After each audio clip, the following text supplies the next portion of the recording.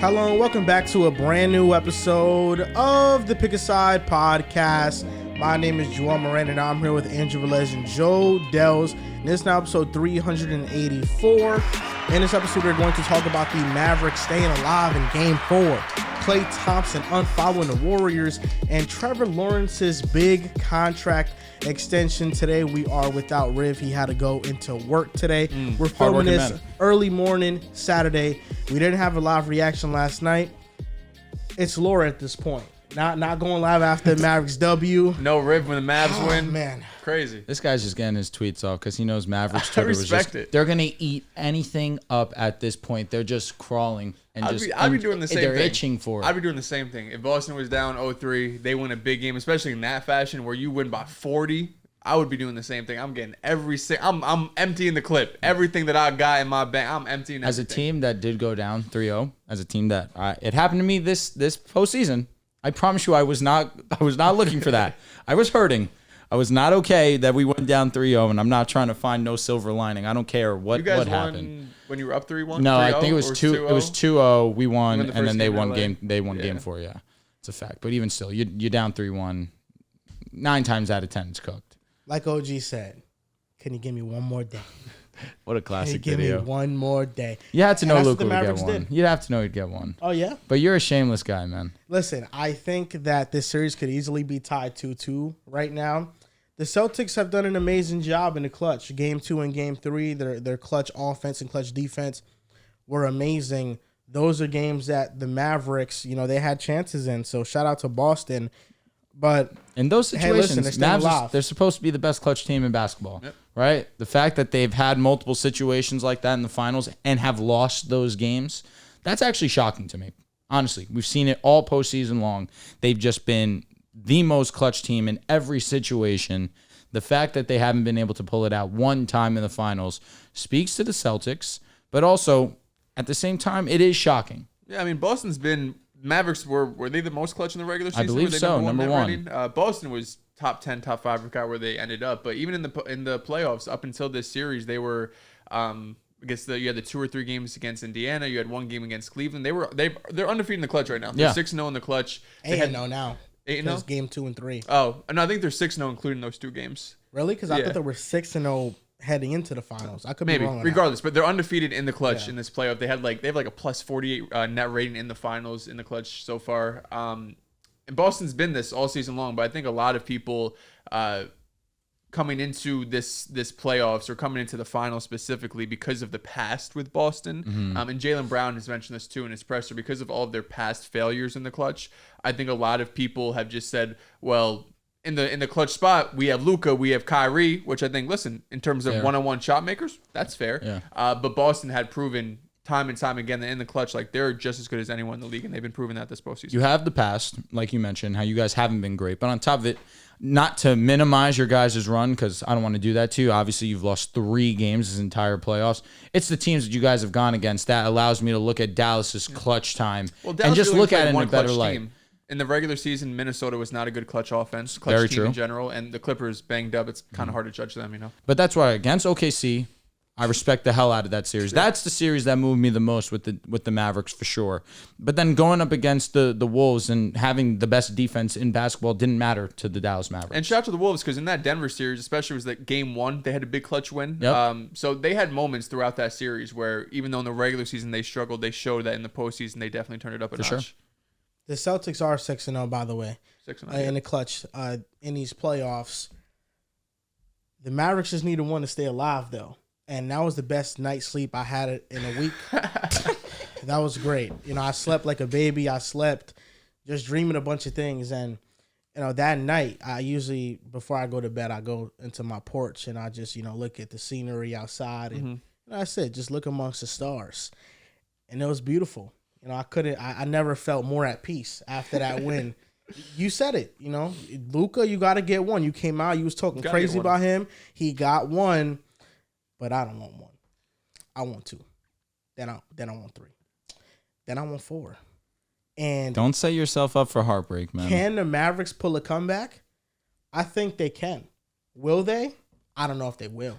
Anything but can happen. I think they can. If I can win the lottery tomorrow. Next game, matters a ton. Because if they can win and go back to Dallas, game 6, and tie up the series, now we got something. Could I see Boston hitting 10 threes in the first quarter, being up by 20? I could see it. They haven't had a scorching hot shooting game this series, so I could see that. But I'm glad Mavericks got this dub. I mean, 38-point win. That's the third largest victory, margin of victory in finals history. No team has ever come back from 0-3. No team has ever lost by 38 points and won the NBA Finals. We're going to see history regardless. But I really thought this was the first time. Game 4 was the first time that I thought Dallas was clicking on all cylinders. The ball was bouncing their way for these offensive rebounds. Sure. Derek Lively made a huge difference. I think his 3 kind of changed the momentum of the game.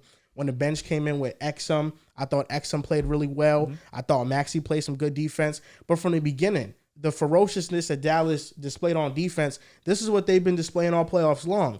And I know they're down 3-1, so this is a massive hole to climb out of. But when they were down 0-3, I thought there was a lot of unfair conversations around the Mavericks and how good they actually were. Oh, this team isn't that good. They shouldn't represent the West. I seen some people say the Pacers would have beat this team. No, they would have not. The Mavericks beat 2 of the top 3 teams in the West. The Mavericks are an elite team. I think that the Boston Celtics just showed in the first 3 games that they're one of the best teams in history, and this is going to be an uphill battle for Dallas. They put themselves in a deep hole, but the Mavericks deserve to be here. Their elite defense got them this far. Luka was scrutinized after Game 3 for his defense, even though as a team, he's had a 107 defensive rating when he's been on the court. Good old advanced stats, man. You got to love him. Who cares about that stat? Who cares? I think he was dog shit in Game 3 matters defensively. I think it matters because it just goes to show that when he's on the floor as a team, they have a great defense. And even though you can pinpoint possessions where he doesn't look so good, I think that became the conversation when the Mavericks have not been losing this series because of their defense. If you look at the Celtics offensive rating, in the finals, they have an offensive rating of 109.6. They had a 120 offensive rating versus the Heat. 122 against the Cavs. 123 versus the Pacers. The Mavericks have been playing elite level defense. The problem is that Kyrie didn't show up in Game 1 and Game 2. And up until Game 4, role players could not hit their shots. They were missing wide open shots. So the fact that the narrative turned into Luka Doncic's defense isn't good enough to win, even though their playoff run has been made up of elite level defense that he's played a role in, I think was bizarre because he's the fastest player in finals history to get to 100 points, 25 rebounds, 25 assists. He's the only player other than LeBron to have 500 plus points, 150 plus rebounds, 150 plus assists, and 35 plus steals in a given playoff run. And he's leading the NBA playoffs in 9 different categories. I mean, what else can you do? Like, yes, the effort, you want the effort to be there. You want him to not complain as much, but he's done the most he can in this series. Game 3 was a lackluster performance. Correct. He could be better in the fourth quarter, but he's given the Mavericks chances, and everybody around him has not stepped up. And their defense has been great. And I hate this. I hate this blow by percentage stat because there's so much context involved. Before Game 4, he had a blow by percentage of 68%, 67.7%. I'm rounding. It was 65% against the Clippers. They played elite level defense in that series. It was 59% against OKC. They played elite level defense. That stat is so flawed because the Dallas Mavericks game plan is to funnel offensive players into their help defense.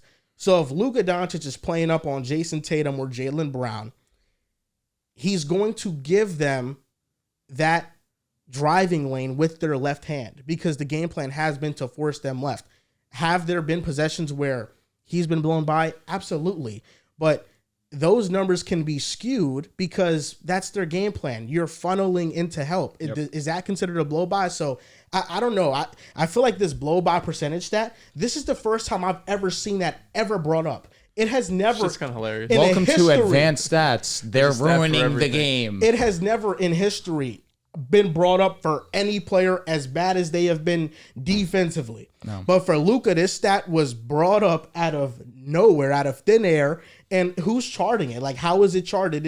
Is it somebody manually saying, "Oh, he got past Luka. That's a blow by. That's a blow by," without understanding what's happening and what's the schematics behind it? So I thought that was pretty ridiculous because in this playoffs, Luka has had a defensive field goal percentage of 44.2%. That's a minus 5.1 difference. And against Boston in the finals, he's had a defensive field goal percentage of 41.7. So he's been really good as a defender. There are moments he could be better, but I mean, they're losing this series right now because their offense hasn't been good enough. And that's a credit to the Celtics defense. Their defense has been elite. Also, the Mavericks coming into game 4, based on their shots and how open they were expected to shoot 37% on those, and they shot 24%. Another thing to say about that blow-by stat, though, and the field goal percentage that Luka's allowed is the game plan is to, yes, funnel them and then allow them to either force up a tough shot in the paint or to kick out.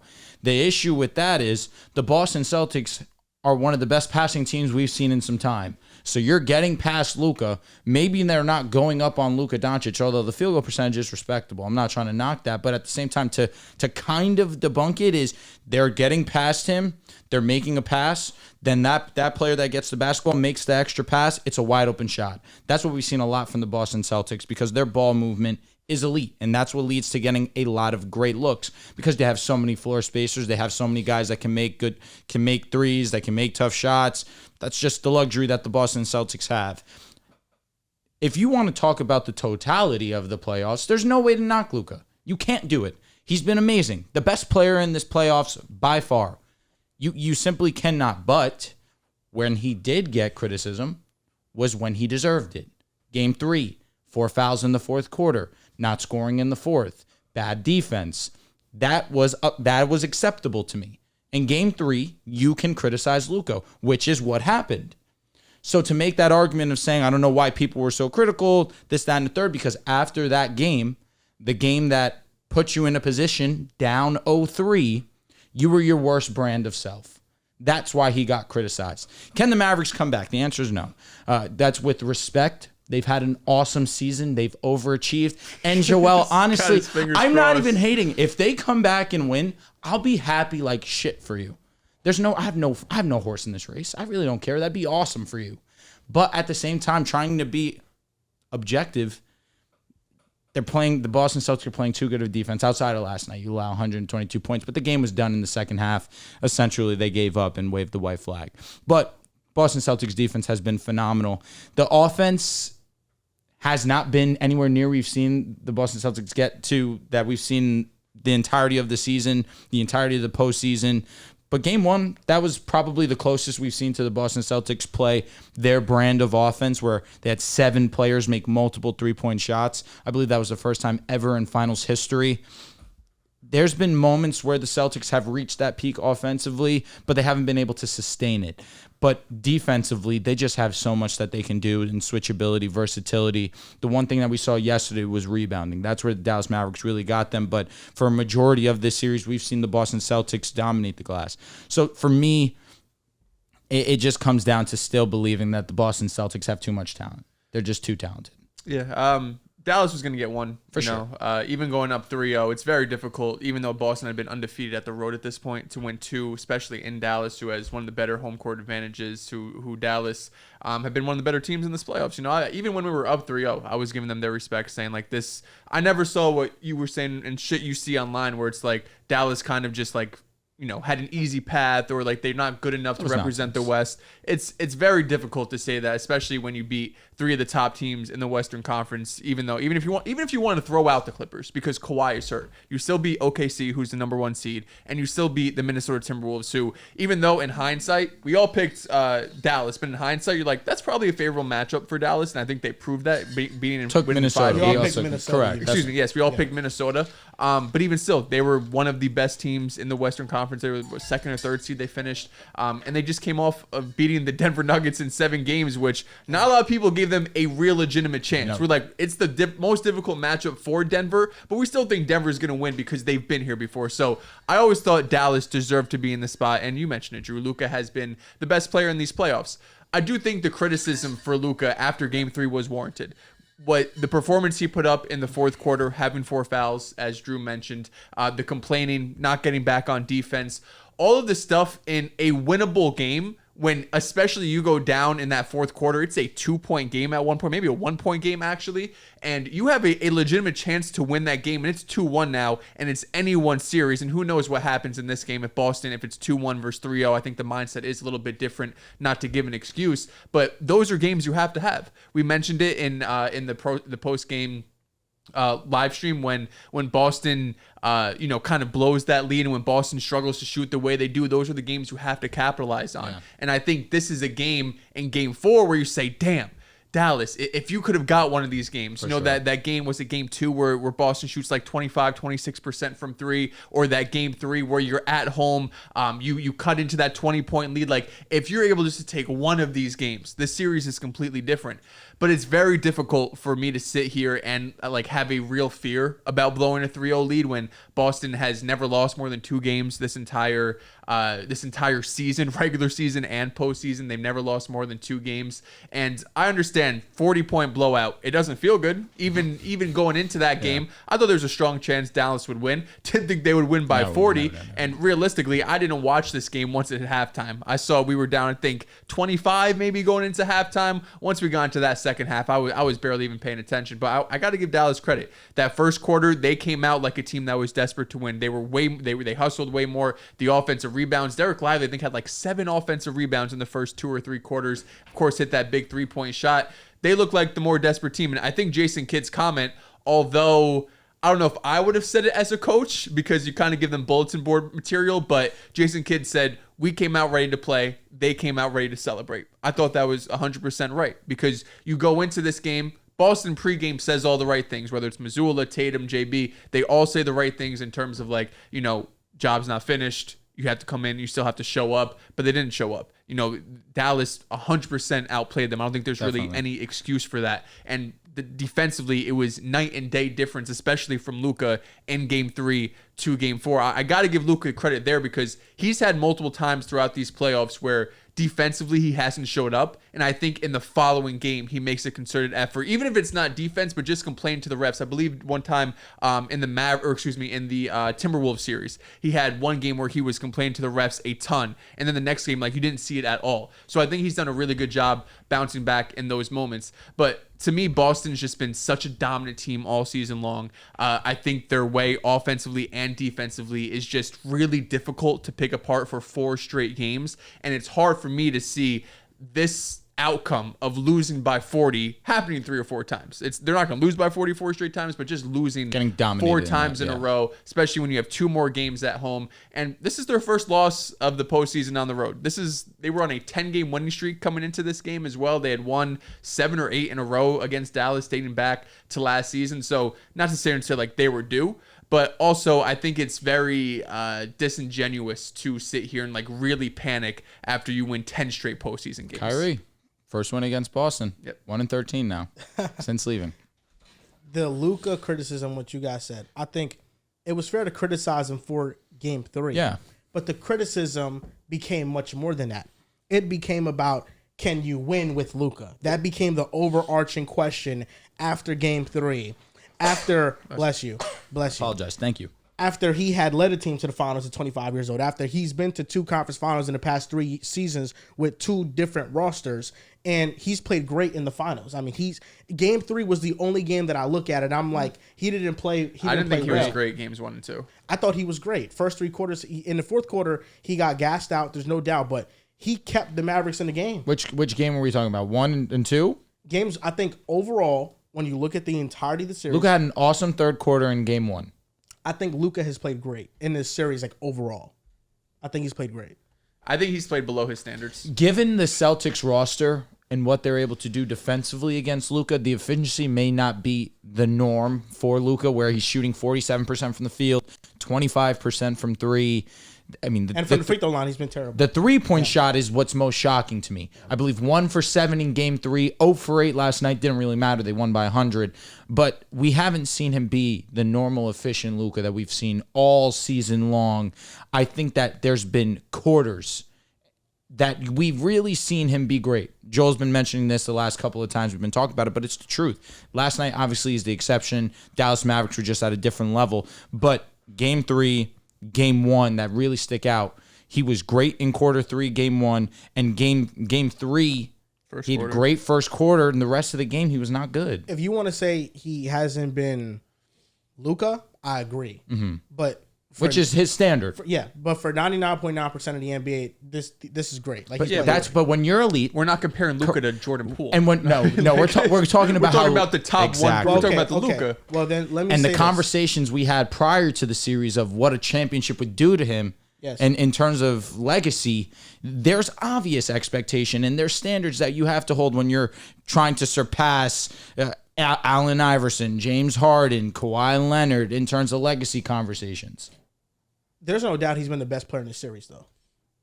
Yeah, I mean, no one on Boston's really. JB's probably been the best player. JB's the closest, but even still, that's a gap. Yeah, like obviously, Luka has been. No, I know. Like as a player, yes, I know it's a gap. But I'm saying in this series, Luka has been by far the best player in this series. Yeah, I mean, I don't think anyone on Boston has really stood out. I think JB's been the best player for them, especially what he's been able to do defensively. I think he's been the toughest matchup outside of Al Horford for Luka. But no one on Boston has really stepped up to the moment. I thought Game 4, I thought Tatum was going to step up. I thought you're up 3-0, kind of that pressure's off your back. Like, even though you haven't won the championship, the pressure's kind of off your back. Maybe play a little bit looser. I thought Tatum was really going to step up. And, I mean, he had, 15 points? He played less than 30 minutes. But even still, like, to me, in that first quarter, Tatum was really the only one able to do anything offensively. And you look at the box score, it's like he scored 15 points in the game. Of course, he sat, like, the majority of the second half. But nobody on Boston has really been on Luka's level. I agree with that. But I also think that Luka... Say it again? He could be better. Yeah, I think Luka can be better. This is the thing about Luka, right? And I'm going to talk about this in this week in the NBA/NFL in terms of like superstar weaknesses. But Luka's never going to be an elite defender. Number one, I don't think he should be because he has such a load offensively that he's never going to be a defender where you're like, we want to put him on the best player for 48 minutes. Like that just doesn't make sense for like schematically. But it's always just been effort, especially in Game 3. It's been effort. It's been complaining.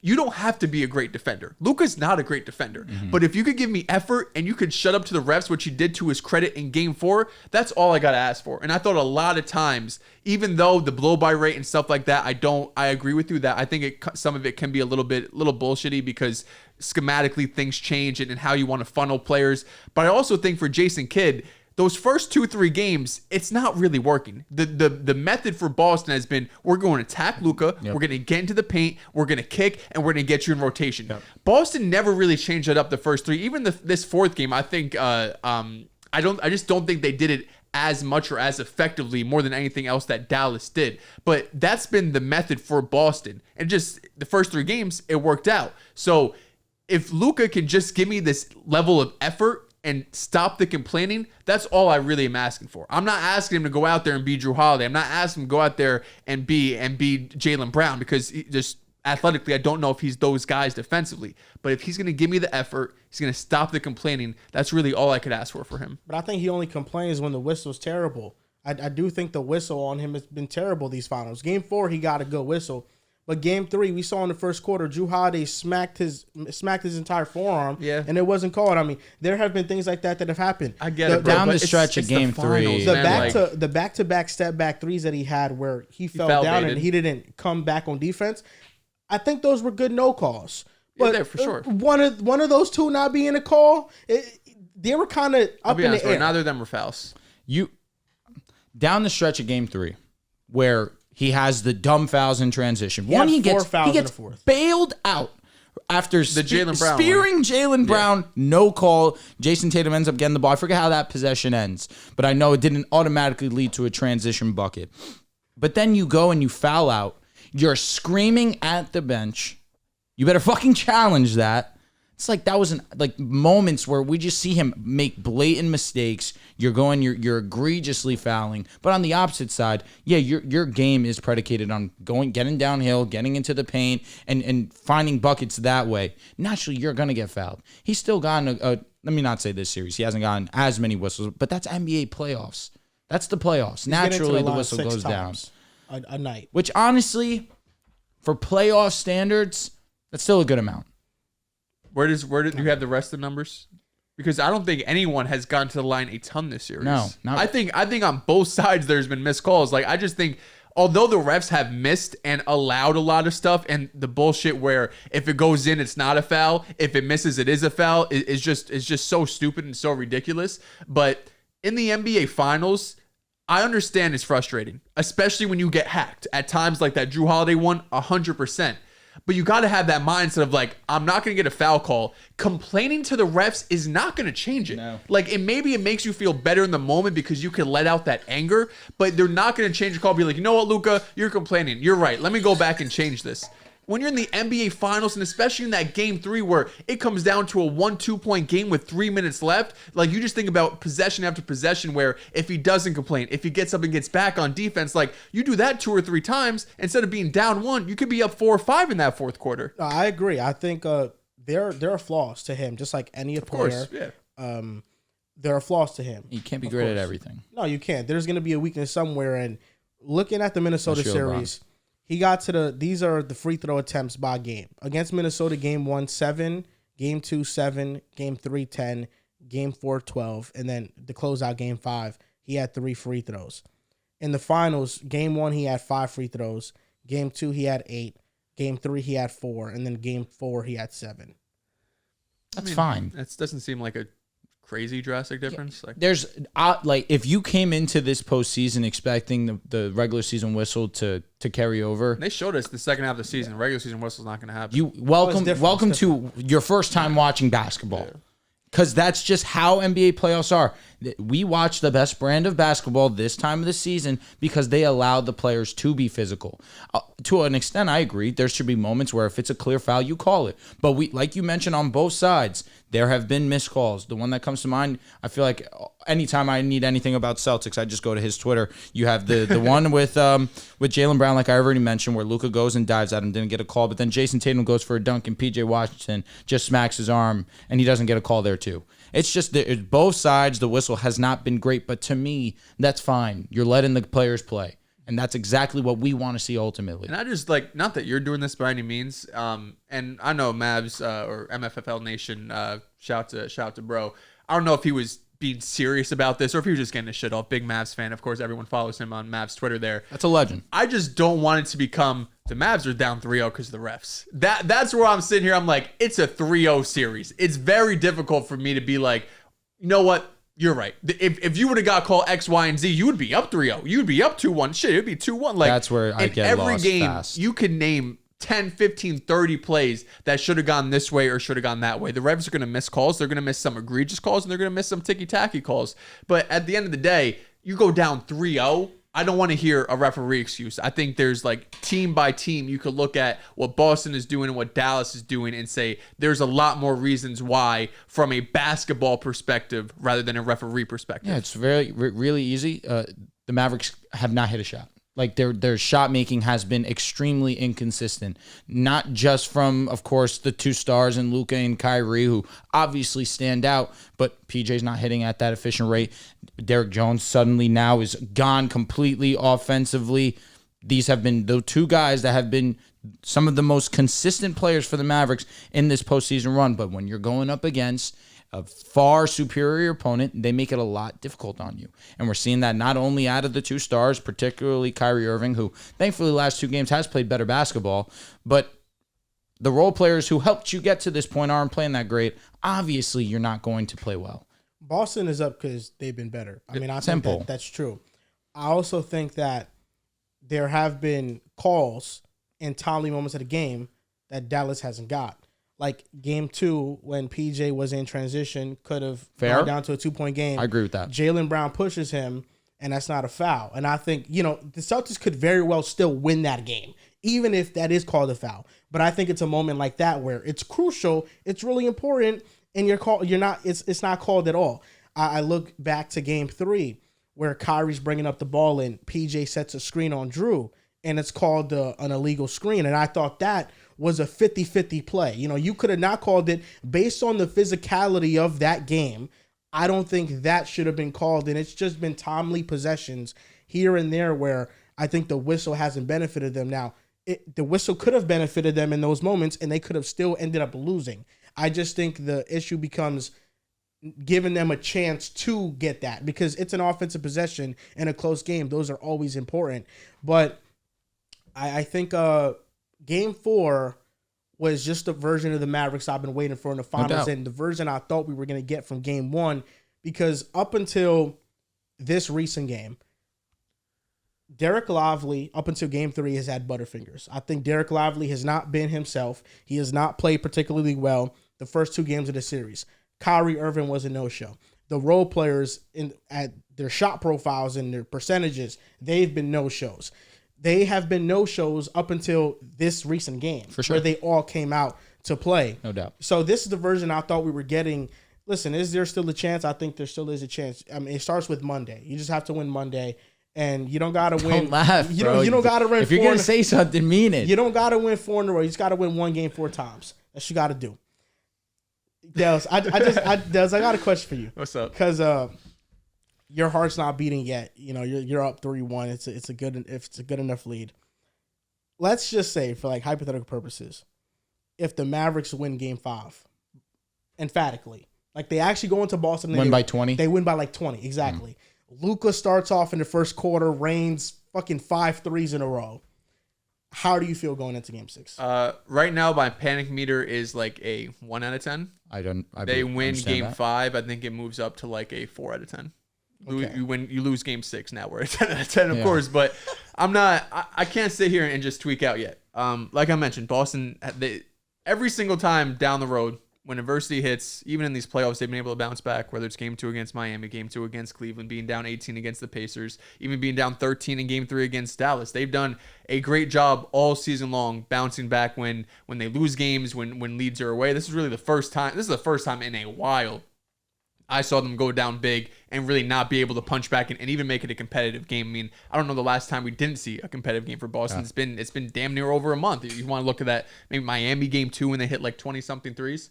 But the panic meter right now, if you're a Boston fan, you're tweaking out right now. I just don't think you believe in this team. Like, if you're sitting here and being like, sky's falling, the Mavs are winning in 7, I just don't think you ever actually believe Boston could win the championship. You guys think it ends in 5? I think Boston closes out at home. Yes. The last time they won, 2008. June 17th, 2008. Monday's June 17th, 2024. Okay. Boston area code 617. I think Celtics win in 5. And it's funny because, like, in the moment, it's very easy to get, like, worked up into it, especially when you're up 3-0 and you lose that game. It's very easy. Like, everything goes through your mind. It's how you lost. But, I guess. But everyone in the world said Boston. I shouldn't say everyone in the world, but like nobody Boston predicted 6, Boston in 4. No. You know what I mean? Like, everyone knew Boston's going to lose 1. You know what I mean? So, of course, you don't expect to lose by 40. But I also think, what happens if it's a 5-point game, Boston's up 5 with 2 minutes left, and they blow a 5-point lead, and the Mavericks go on and win by 3, and now all of a sudden the clutch thing, it changes. It's like, well, Dallas could have done this a couple of times. They didn't. Now they do. Did something just flip? So I think no matter how Boston would have lost, if it's by 40, if it's by clutch time, I think there's still things people would have pointed out and be like, I don't know, like this could change going forward. I just think that the Mavericks have so little room for error in this series moving forward because of the hole they put themselves in. But I generally do think in Game 4 they found something offensively that they can take advantage of and capitalize for the remaining games, however remaining games there are in this series. We mentioned we haven't gotten a vintage Luka game in this series just yet. So could it happen in Game 5 where he drops 40? What exactly did they find?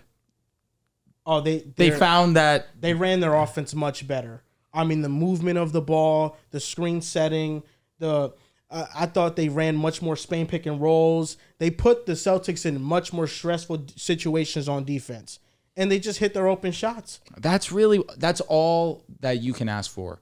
If you get good looks, you have to make them. We have not seen the Mavericks make them. And Luka, other than last night, and they won. It's like, yeah. Pretty simple. You're open. Make your shots. Role players haven't been playing up to the standard we've seen up until last night. And unfortunately, it's a little too late. Kyrie Irving, I don't know if you guys seen the video of after they lost in Game 2, he went like this to the crowd saying, we're going to see you in Game 5. I feel 30 coming from Kyrie in Game 5. I think Kyrie has a good game too. I think he's been locked in. He's been locked in these last Had couple a of games. couple seeing ghost moments in Boston. Let me not say that, actually, because when it comes to playing in Boston, that brother is not good. Yeah, he looked very motivated in that video. And that's what's causing my hope and my faith. I just think that he hates Celtics fans, and he was just talking back to him. Oh, yeah, no, but I think he's happy that he's going back. And because, first You two don't get games, swept. I'd be he wasn't fucking good. First I'd be two fucking games, thrilled. he wasn't good. So now he got a chance to be excellent in game 5 and potentially win that game. I think Kyrie Irving, he shot poorly in games 1 and 2. In terms of getting to his spots, I thought he got to his spots. I agree. Yeah. He missed a lot of open shots. But this is it all boils down to this. This is what the NBA is. It's a make or miss league. I love that he's really transitioned to becoming a lefty player. Bro really is confident as hell in that lefty runner. Shit, yeah. After you hit that game winner against Denver, I think he's like, all right. For real, though. Keep doing this. But yeah, I had to celebrate after that win. I don't know if I'm gonna see another win like that for the season. That might be the last win. Could be. I had to enjoy it, salivate it. I love it, man. I love it. One more game Monday. Just gotta win Monday. Monday. If you win Monday, just stay alive. Just give me one more day. Just give me one Shout more out to OG, man. day. Just give me one more. Please. I It's the don't first know, time man. for everything. I'm not saying it's gonna happen, but one day it will. And we are not going to see it coming. One day it will. It's going to happen one day, but it's going to happen in the NBA Finals. Who knows? I don't know. You never know where it could happen. I'm not, like I said, I'm not saying it's going to happen this series. But I'm just saying it's going to happen one day. We have no idea where it's going to happen. You're right. Because it could happen last year. I think if Tatum doesn't roll his ankle, the Celtics win that game. I don't disagree. Tatum was balling. Yeah, I think that they become the first team, and that was the conference finals. But they also were a much more talented team. And I thought the Heat went up 3-0. They were shooting their ass Quick off. sidebar. Last year's Tatum, best version of Tatum we've ever seen. Ooh. No, 2022. Even though the finals were bad. Finals are so bad. Up the road to the finals, that was the best Tatum we saw. Yeah. Let me say this. 2023 Tatum, the regular season was amazing, averaged 30. On top of it, in that postseason, I understand that you guys went down 0-3, but he was amazing in that ECF. And getting hurt Game 7 obviously deterred your entire team, but he had moments where he was bad in that playoffs, but that was kind of similar to 2022. But in 2023, he has Game 7 versus Philly. He has the fourth quarter in Game 6 to will the Celtics to victory. I mean, I feel like in totality, I still look at 2023 as the best version of him, but understanding 2022 was that next step up. So maybe that's why it kind of sticks with you guys of, oh, this is actually an elite basketball player, and we're seeing him transcend to that next level 2022. But 2023, I feel like it was just like another step up with even better moments in the postseason. 2022, they also, the team just overall overachieved, I think, especially because how they started off, and you beat Brooklyn in 4 defensively, how locked in he was. The Bucks series, he drops 46, 45 in that game, Game 6. And the Heat series, I thought he was good in that Heat series. I don't think he was overwhelmingly good, because there's even people saying like JB should win what's it called, Eastern Conference Player of the Year. And then, of course, the finals, he wasn't that good. It was pretty bad overall. Yeah, so just looking at it in terms of efficiency, he was more efficient in 2023. He had more points per game. This is compared to 22. Compared to 22. Way better rebounder. As a defender, probably got better, truthfully. That 2022 playoff run, though, defensively in 2022, he was different. But again, that's where he took that step up, because now he wasn't just this elite offensive player. Now we're talking about him as one of the best two-way players in the game. But 2023, again, it was just an updated version, upgraded version of that. Yeah. This postseason, I'm sorry, with respect, this has been his worst as a superstar. No, there's no doubt. Given the fact that we're recording this on Saturday, I really am glad the Mavericks won last night, because I was not prepared. First show today. I have a feeling we wouldn't have recorded if Celtics won. I would have recorded in the morning. Oh, because you had your day. You had your night to get your thoughts and whatnot. Yes. Right. The reaction, no, I wouldn't have recorded it. I told you guys. And now we're even. So because we missed the Mavs last night, now we're even when the Celtics, if they close it out. Because it could be Mavs. You knew we weren't recording last night, to be fair. Yeah, but we never record Friday nights. Friday and Saturday, we don't. But no, yeah, I'm so glad they won, because everything I might have to potentially say on Tuesday or whenever the Celtics close out, I can just save and I can breathe for a little bit. I was in the darkness, man. I was in the room, dark, sitting in a chair alone. You shouldn't be this upset about it, I was in my thoughts. No, I was in my thoughts. Just because I'm just. Did you ever think you took the underdog pick? This is what comes with the underdog pick. I'm curious. Did you ever think, because listen, I don't think that you ever do this by any means. But you picked Dallas, right? Because number one, I think genuinely you think they could win the series, and even still, you think there's still a chance they can do. But number two, do you ever think it'd be like, you know what? Why don't I just pick Boston? Because if Boston wins, I could be like, well, listen, I knew they were going to win. They were the better team. But of course, on the other side, if Dallas did win, it's easy for us to say, well, like, you didn't have faith in them. Did you ever go through your mind like, listen, Boston's just a favorite. If I pick them to win, I could be like, listen, I said they're gonna win anyway. I thought Dallas was gonna win this series, and they can still win this series. You're a sicko. I wish we had John on the show today. So terrible. John probably saying the same shit. I know. That's why I wish he was here. But I thought Dallas could win this series because based on just all the information I had coming into the series, I thought there was potential there. But we haven't got the version of the Mavericks that we've seen all playoffs long. It's because they've been playing a very good team. No, they have been, but shut down a lot of stuff they want to do. We just seen in Game 4 the rotations were on point, like their hustle on defense. I think Game 3 they were even good on defense, like as a team. Not, I know Luka's going to get nitpicked individually, but as a team they were good on defense. Like I said, they have guarded Boston the best of any team that they've played in the playoffs, and it was an easy run, so that doesn't mean much. But going from a 120-plus offensive rating to a 109, and it wasn't that much better before Game 4. Before Game 4, it was 113 offensive rating. Which is still not nearly as good exactly. as they were. This historic offense we're talking about with the shooting and spacing. They have guarded them well. If you came into the series and you told me the Celtics are going to struggle offensively against the Mavericks, they'll get to their spots, but they're not going to shoot that well. They're going to have 113 offensive rating. I would say, okay, well, we're cooking now. We just need the offense to carry their load. Luka is going to be Luka, I think. Kyrie should be Kyrie. And then if they're getting open shots, they should be fine, right? But no, the Mavericks' offensive rating in this series has been terrible. They have not played well offensively at all. No.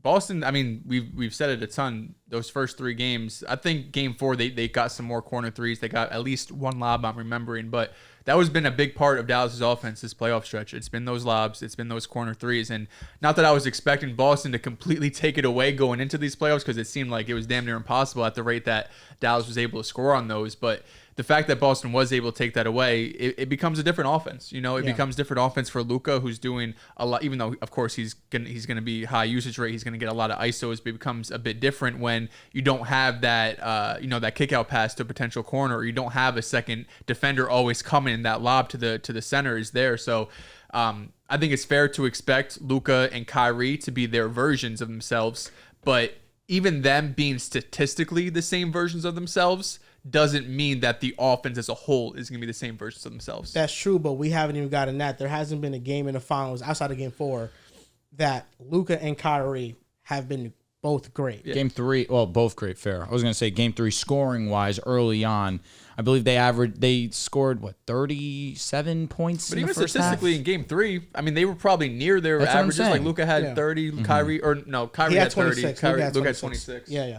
But if my reasoning for picking the Mavericks was predicated on Luka and Kyrie's greatness, and we've got maybe one, but not both of them at the same time, and then in Game 1 and Game 2, I mean, Kyrie was just abysmal. It wasn't even good. He was abysmal. I mean, yeah, it's good. That's the reason why they're down 0-3. Yep. You can make the same argument for the Jays, though. Like, we have not gotten a single great Tatum game. Brown, though, we have. Game 1 and Game 3, are we counting? They both went for 30? They both went 30. Game 3, Tatum was great. It was inefficient. The first half, phenomenal. Second half, JB was insane. But it's not like we really had either of them have this efficient 30-plus ball. I guess JB ends up being efficient in that Game 3, but the first half, he had like 6 points in the first half, 8 points. It wasn't that great. I will say this about this finals matchup, though, is like, because the Mavericks went down 0-3, there has been disrespect on them.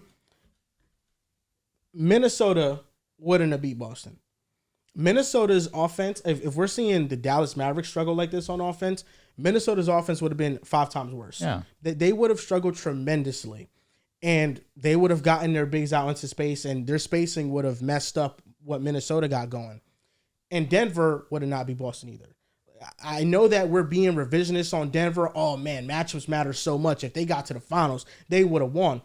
I think Jokic probably goes 30, 10, and 10. he does. I think Boston smokes out Denver regardless. I think if they're doing this to Dallas, just smoking out Denver. It depends. Jokic is going to be great, but smoking? If MPJ and KCP shoot the way they shot, I think we win that series comfortably. If they go back to just what they've kind of been doing for the last couple of seasons, that would have been a really tough series. Yeah, but Jamal Murray. Too, that's facts. He's the key really to their offense, and you're right, the role players didn't shoot well, especially at that Game 7, but Jamal Murray, if you can neutralize him, that's the key. And if you're putting Drew Holiday on him and Derek White on him, or Jaylen Brown or Jason Tatum at any given time, he was gonna mightily struggle in that series. I agree, and that's why he struggled against Minnesota, because they put Jaden and Anthony Edwards. I think that would have been a 6 or 7 game series easily. A smoking, I don't know. I think that Boston wins, but I can't say that they would have just wiped the floor with them. Minnesota, I feel like their win against Denver didn't look as great, or it kind of minimizes Denver because Minnesota got smoked in 5 games. But it was a 7-game hard-fought series that obviously Denver had to really rally back to put themselves in a chance to close out the series. But Minnesota clutched up the last 2 games. I feel like Minnesota losing kind of makes Denver look worse, but Denver's still a great team. I don't think it makes Denver look worse. I just think that Denver's weaknesses kind of got exposed in the series. I think for as a whole, their defense was pretty good against Minnesota. That's in part to Minnesota kind of their offense being inconsistent. If Anthony Edwards was abusing the paint against Denver like he did, Jason Tatum and Jaylen Brown and everybody, they were going to feast on that. Mm-hmm. Like what they're facing now with Dallas is much more difficult from a defensive perspective. If you are removing Jokic out of the paint or even keeping him there, I mean, they were going to finish on him at a rate that would be similar to what they're doing now. But you see the way, well, of course, let me not discredit Dallas by saying this, because I feel like we've seen their offense struggle because of Dallas's great defense. But let's say we've gotten this level of defense, offense from the Boston Celtics, going up against a Denver team that you know their offense is going to be pretty damn good regardless, just because of Nikola Jokic. You didn't get the most consistent version of Jamal Murray this postseason, that's fair, but when he had his highs, you didn't see the Nuggets lose. Not a single game when he was great, you didn't see the Nuggets lose. And Michael Porter Jr. was awesome against the Lakers, pretty mid against Minnesota. You expect him probably to hover around that 37%, 38% from 3 mark. KCP and Aaron Gordon, those are the 2 guys that you really would bank on. But you saw Aaron Gordon play pretty good basketball. KCP, shockingly, didn't shoot the ball that great. If you had this version of the Boston Celtics versus last year's Denver Nuggets team, who wins the series? You said last year's Denver team? Last year's championship team versus this year's Boston Celtics. I think it'd go either way. I would pick Denver, but I think it'd go either way. But why? Because they made their shots last year, correct? But I think they were healthier. Jamal Murray was healthy. Jokic was a better defender last year, too. Was he a better exactly the competition? Yeah, competition that was weaker. Fair. Because against the Miami Heat, I mean, this Dallas Mavericks team smoked last year's To me, team. the only difference between last year and this year is shot making from the role players. Make or miss. From KCP and PJ. Those 2 guys went ghost in that Minnesota series. I give Jamal some slack because the role players did not perform to their normal standard, and on top of it, he was injured. But even still, we saw him have his moments. I'm not talking about the Lakers series. That was an amazing series out of him just because of the clutch shot making. But against Minnesota, it was a very tough matchup for him, and even still, he had his moments. But Jokic was feasting. Jokic is going to feast against that Celtics team, this Celtics team, regardless. It didn't matter. But it comes down to the role players. I just think a big reason why MPJ shot poorly in the second round was because they guarded him. I didn't think the Lakers guarded him at all. Off-ball defense for the Lakers was terrible in that first round. We were trying too much to stop Nikola Jokic at all costs, and he was screwing us. Open looks, and there were open looks that he missed against Minnesota, but for the most part, I thought they just did a good job contesting him. And Minnesota did a good job of making him second guess himself. You never see MPJ pass up a shot because he really trusts his game. He really trusts his jump shot. The fact that they had him second guessing, I mean, that really goes and shows you what they were doing on defense. But I don't think that Denver gets knocked for me just because they lost against a team that was matched up extremely well against them. I think going up against this Boston Celtics team, it would have been a very good series. A smoking no, but Nikola Jokic is good enough that you respect him to get 2 games. It would have been fun to see how Mazzulla would have gone up against Jokic, because we saw for majority of this series, I think they've shown some blitzes at Luka, not a ton though, and they were the lowest blitz team, team that blitzes the fewest amount in the regular season. But Celtics don't have anyone to guard Jokic. Yeah. Shout out to Al Horford. He was probably be our best bet. But I am very curious. We didn't see it. Maybe we'll see it next year in the future. What does Mazzulla do? Because, of course, we know he's going to live with a lot of just one-on-one basketball. We've seen it this series. But when you have one-on-one basketball versus Luka, which, of course, it's all starting the perimeter, versus Nikola Jokic, which, even though he does a lot of the perimeter, a lot of it can start on the block. And he's one of the best finishers for sure around the rim, because once you start sending 2 at Jokic, now you can kick the ball around. You can get Boston in rotation, although they're a great defensive team and they could play great help defense and they could make up a lot of different things. It would have been a fun series, just I think from a coaching perspective, to see, does Mazzulla stick with kind of this game plan that he's been doing all season long, or do you try to change things up, because Jokic could just go down that block and get kind of that the right-handed hook very easily if you want to. What I'm just saying is that I think Boston would have beat anybody. OKC wasn't ready, but maybe not this team, because they could come back from 3-0. Well, who knows? Who knows? Luka is averaging 30 for the series.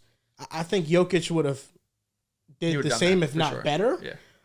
But that's still 30. Like, how much better? It's still 30. 30, but an efficient 30. Yeah, well, Jokic this playoffs didn't shoot well from 3. That's fair. That's a good point. Fell off, yeah. That's a good point. And that's a big reason why Minnesota guarded him the way they guarded him, because they were letting, and it could have been the same thing for the Celtics. You let him settle for outside jumpers. Yeah, they gave you like and 8 he wasn't threes hitting attempted. Yep. And that's when you win, if you're the other team. Yeah, I just think Dallas, to what you said earlier, when you were trying to give the hypothetical for Denver, if Boston shooting like this, if they could beat them. If Boston's shooting like this, I would think that Dallas would be tied 2-2 right now. If you told me before the series that Boston's offense has really not been clicking in moments they have, but they haven't had like any explosion, they're kind of in some shooting slumps, I would think this series is at least tied 2-2, and I would trust Dallas. But Dallas blew their clutch time possessions and their clutch time games in Game 2 and Game 3, so we'll see if they win Monday. Before we go on to the next topic, can you guys guess the top 5 leading scorers in this year's NBA Finals and their efficiency? Top 5 leading scorers in this finals. Yes. Is this EFG, field goal percentage? I just want you to give me field goal percentage and 3-point percentage. Okay. Just take a guess. So Luka's number 1. I won't guess this. I know the numbers. Oh, you did just look. I know the numbers. Luka's number 1. I'm also familiar with Luka's numbers. He's 47 from the field. And 25 from 3. 25 from 3. That's true. He's averaging 30, 29.5. Rounds to I'm sorry. So it's just efficiency. We're just going by efficiency on field this? goal and 3-point. Okay. Go ahead. Who's the second leading scorer? Is it Jaylen Brown? Or is It's it not. Kyrie? It's Kyrie. It's Kyrie's number Kyrie. 2. He's averaging 21. What's his? Because those first 2 games were really bad. They're not good. But these next his 2 efficiency is not. Kyrie's is not good. 45% from the field. Like 43. Close. It's 43. 43. 34% from 3. That's close. That's pretty accurate. It's close, but it's 25%. Oh, damn. Oh, damn. Okay, so those first 2. Oh, he did go 0 for 8. He did go 0 for 8 those first 2 games. That's my fault. Shot good. Is JB number 3? Jaylen Brown is number 3. He's averaging 20.8, rounded to 21. What's his efficiency?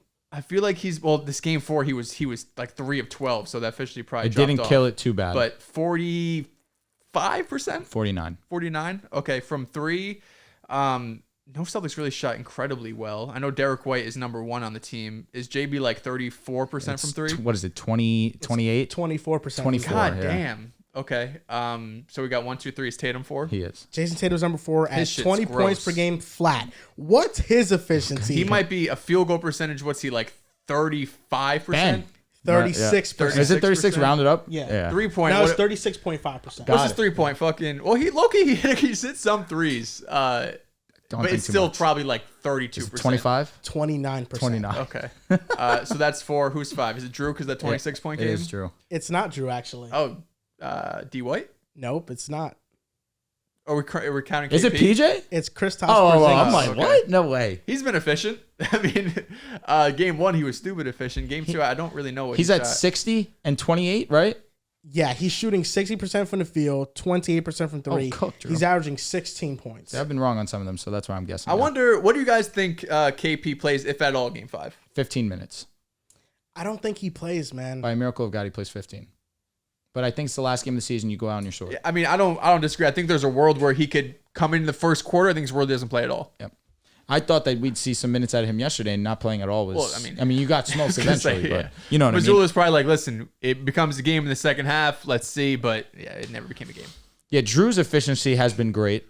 I think he's the only Celtic that I would say has great efficiency on both marks. I would say JB's efficiency is pretty great, even though he has taken a good amount of threes. 49% from the field is fine. Derek White, a majority of his shots have been three-pointers. He's shooting around 38%. That's not bad, not even a little bit. But when you're mostly Jason Tatum, 35 and 20. What did you say? 35 and 29? Yikes. Gross. Yeah, Drew is averaging 14, 55% from the field, 44% from three. Derek White is shooting 38% from the field, but 37% from three. He's averaging 14. I mean, yeah, if you show me these stats, like if we had no idea what the series was, how many wins each team had, how many losses, and you just looked at this, what would you think the series would be? Now, read me the rest of the two players does not equate a whole team. It's 2020, 14. I want to say there's two other players averaging double digits. I would say it's 2-2. Now, go ahead and read me PJs. Read me Derek. Okay, so I'll just tell you the Celtics one. So Brown 21, Tatum 20, Porzingis 16, Drew 14, Derek White 14, Hauser 8, Horford 7. And then for the Mavericks, Luka 30, Kyrie 21, PJ 13, Gafford 9, Lively 7, Derrick Jones Jr. 6. Here we go, because once you get to the actual scoring numbers, now it makes sense. Yeah. I think, until now, the Mavericks have scored more points than the Celtics this year. Well, again. I mean, I 40 really points. care. It's a shame it doesn't count for more than one win, you know? I know. Man, definitely felt Fucking like it. aggregate. Definitely felt like it. Bro said, But yeah, you would our think it's point 2-2 at differential. least. You would think it's a tie series. Like, you wouldn't think so? If you look at the box score and you saw how bad Tatum was shooting, you don't but think that's why, it's 2-2? thank God, games are not watching a box score. Watching the game, the way that these teams have closed out, yeah, I understand why it's a 3-1 series. Game 1, this is the equivalent to game 4 for the Dallas Mavericks. That one was a clean beating by the Celtics. Game 2, okay, now it's a little bit closer, but it was down the stretch of the game where the Mavericks made it close. Celtics were in control last 3 minutes of the game. Then we really saw the Mavs go on their run. That no call on PJ kind of really put the Celtics back in momentum. But again, game 3, Luka Doncic fouls out. There's no chance I'm thinking that the Mavs are winning. Even if JB didn't push in the back there, he came up short on that dunk. Like they blocked it, but down also the ball was like on the front of the rim. It was not going to go in. Yeah, maybe that's why they didn't call it. Who knows? Because he biffed it. Maybe that's why. Klay Thompson unfollowed the Warriors, and he removed all Warriors content. So the pictures of him winning the championship 2024 recently, he archived it or deleted it. We have no idea. Definitely archived. It seems like he might be heading elsewhere. I think the Warriors are cooked. It doesn't matter what they do. If they let Klay Thompson walk, I think they still have limited assets to go make a move. If they keep Klay Thompson, you now have a team and a core that just can't win a championship at this stage in their career. Steph is regressing somewhat. Second half of the season wasn't too good. Draymond's still an elite defender, but offensively, he has a lot that is left to be desired. And then Klay Thompson, he can get into these cold slumps where he's really inefficient. I don't think he's going to be back in Golden State. I would love for him to retire there because he's built a dynasty with them there. But I just find it hard to believe that the contractual number that they are willing to offer him, he will feel valued by and will return to Golden State. I don't know what his contract's going to be, truthfully. Because if you're a team, how much are you willing to give Klay Thompson? $20 million. Yep. That's probably the max I would give him also. Would if you're the Warriors, would you do that, though? Yeah, I would give him 20. I would do that. Out of respect for a guy who was But critical now, part but of this is us the winning thing. You championships. said 2 years, 20 mil? 2 years, 40 mil. 40, Okay. yeah. But Drew, to that point, you're paying at that point for past production, and that's the number one way to screw yourself. I'll say this. Not this season, last season. We saw him put probably his best regular season that we've seen out of Klay Thompson, right? Scoring-wise, efficiency-wise. I believe he shot a three ball at 41, 42%. This past season, similar efficiency from the field, but at the same time, we didn't see that same level of efficiency from three. I believe it's 38%, which for Klay Thompson, that's not that good when you've become and held the standard to probably the second best shooter we've ever seen. So for that, also, you have your lows be as low as they are. I think that this season was a tough one for him to be a free agent. But if he was getting a contract off last season, if he was a free agent, I think he does get paid. Because I think he put together a very firm regular season, but just wasn't that great in the playoffs. In this season, had his moments where he was unplayable, was not great as a defender, and then on top of it, was uber inefficient. 0 for 10 in his last game of the season. That's a rough way to go out. But I don't think that he's completely done. I still think that he has use for a team as a floor spacer. If you want him to be your primary defender, those days are behind him. He's no longer in a position where he can be one of your best perimeter defenders. That's done. But as a floor spacer, as a three-point shooter, he can still provide value to a team. I don't believe it will be with Golden State. I do believe that Golden State should show him the courtesy to at least give him any type of offer because, again, he means a lot to that franchise. But I think he goes to a team that needs spacing, whether that is the Cleveland Cavaliers, whether that is the Orlando Magic. Those would be the two teams that I look at and think, hey, this could be a strong place for him to go to. Because if he goes to the Cavs, now you go and you can potentially think about playing him as that three. You get even more spacing. You don't necessarily need him to be this overwhelmingly great defender because you have a bunch of defending on that team as is. You just add another floor spacer on that to help out Donovan. But when you go to Orlando, to me, that's the perfect fit. Already a great defensive team. They just need spacing desperately. Bob Myers is a smart man. He got it out at the right time because this is a decision. If I was sitting in that Warriors GM chair, that I wouldn't want to have to make this decision because you have Klay Thompson, who's going to go down as one of the best Warriors in NBA history. He's going to go into the Hall of Fame. He's going to be regarded as one of the 2 or 3 best shooters in NBA history. But on the other hand, you have Steph Curry, who, in my opinion, I still think Steph Curry, although he struggled in the second half of the season, I still think Steph for maybe 1 or 2 years, I don't know how long, can still be the best player on a championship team. I think his offensive load this season, which I'm sitting in Riv's chair, so maybe I'm just getting some of Riv's vibes right now, but his offensive load at 30, was he 35 years old, 36? He's up there. He might be 37. 30? No, he's not 37. There's no way. He's 36. 36 gonna be. He turns 37 March 14th. Oh, okay. So he's entering his He's 36 36. season. So next year He's he'll be 36. To have that type of offensive load, I think it would have been normal for basically any player in the NBA that your numbers are going to fall off, right? Even the best of the best, even though LeBron James might be that one exception there. Thanks for respecting him. But if you're the Warriors, you need a legitimate number 2 next to Steph Curry at this point. It can't be a Klay Thompson number 2. It can't even be a 2022 Jordan Poole number 2. Like, you have to get a legitimate number 2, like Kevin Durant has Devin Booker, or if you see it vice versa. You need a type of player that is a borderline top 10 player for the Golden State Warriors if you actually want to win a championship. With that being said, they just don't have the assets to pull something like that off. There's not going to be a top 10 player in free agency that you could go out there and actually acquire. And I don't think they have the trade assets to go and get that top 10 level player. And if you do somehow manage to pull off a trade to get a top 10 player, your entire depth is gone.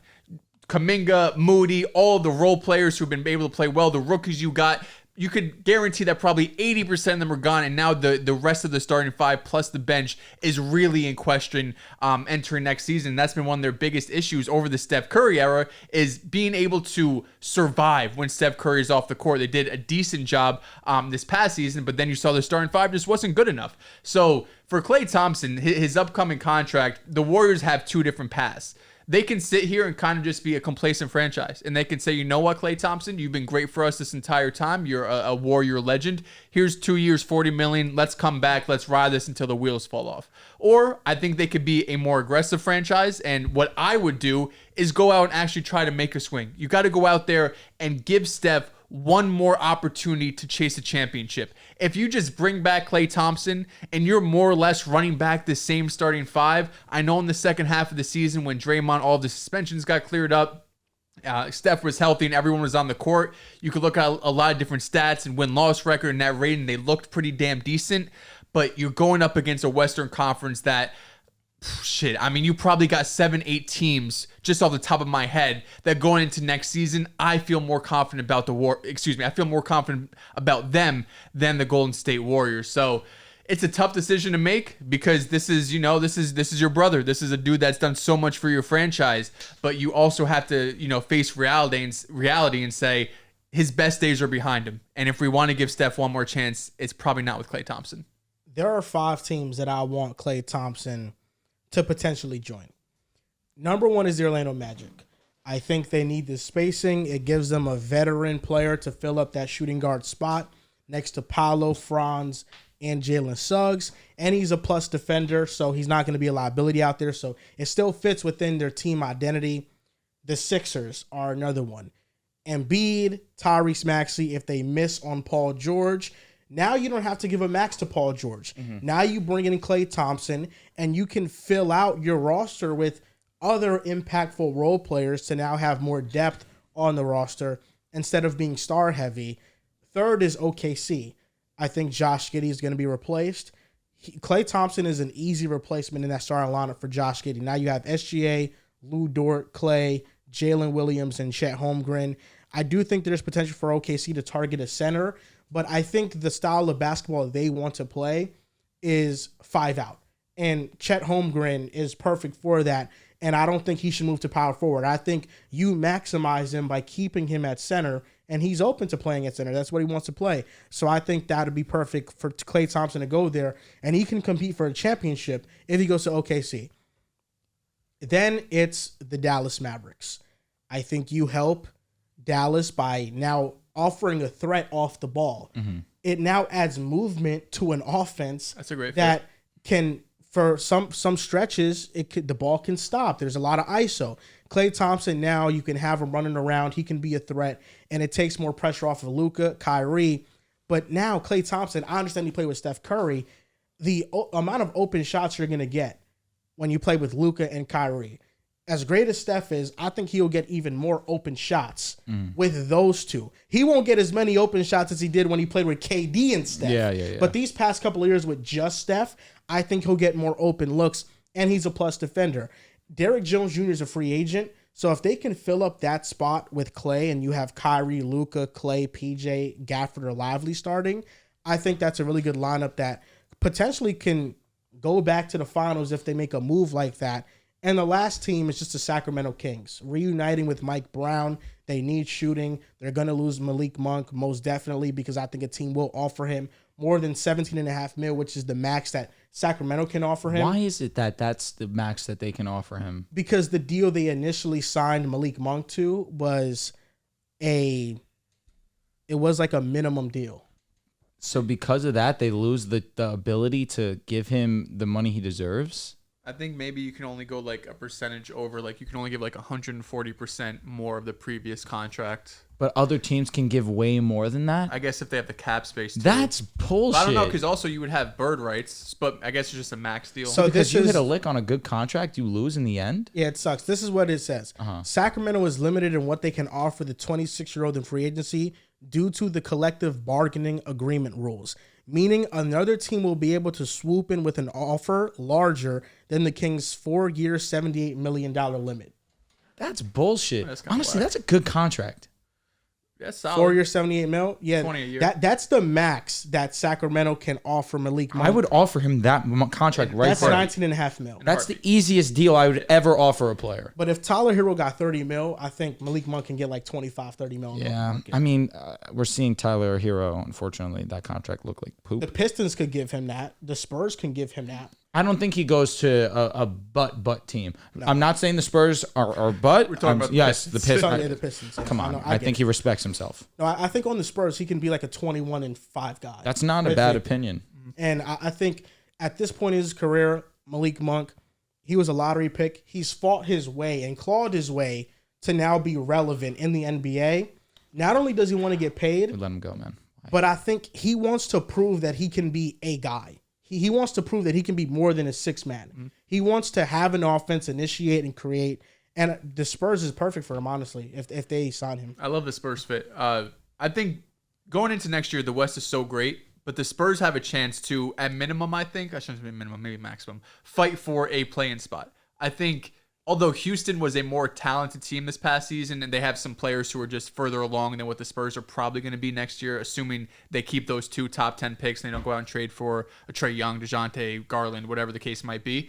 But just having Wemby there gives you, in my opinion, with the right pieces around him, just such a high floor that I don't think they're going to be the worst team in the Western Conference again. Mm-hmm. And if you could get to like around a 30 to 35 wins, like you'll at least be fighting for that number 10 spot. And Malik Monk is someone that 21-5, I know as it stands right now might seem a little bit crazy, but he's going to go into that situation. He could be the main ball handler there, right? Yeah. Especially when you're thinking the number 1 player could potentially just be a rookie who maybe he starts day 1, maybe he comes off the bench. Mm-hmm. But if you're telling me I'm getting Malik Monk at a higher usage rate, the leap he took this year in playmaking, how efficient he's been in Sacramento, given, of course, being kind of a secondary ball handler to De'Aaron Fox and even Sabonis at times, the fit is there for him. And it's not, he gets the best of both worlds because he gets his payday, which he's needed because he hasn't had really that huge contract yet because he's gone through, some of the ups and downs in the NBA. And he has a chance to compete for a playoff spot. And realistically, is it that much different than what he's had in Sacramento these last couple of years? I know they were a top 3-4 seed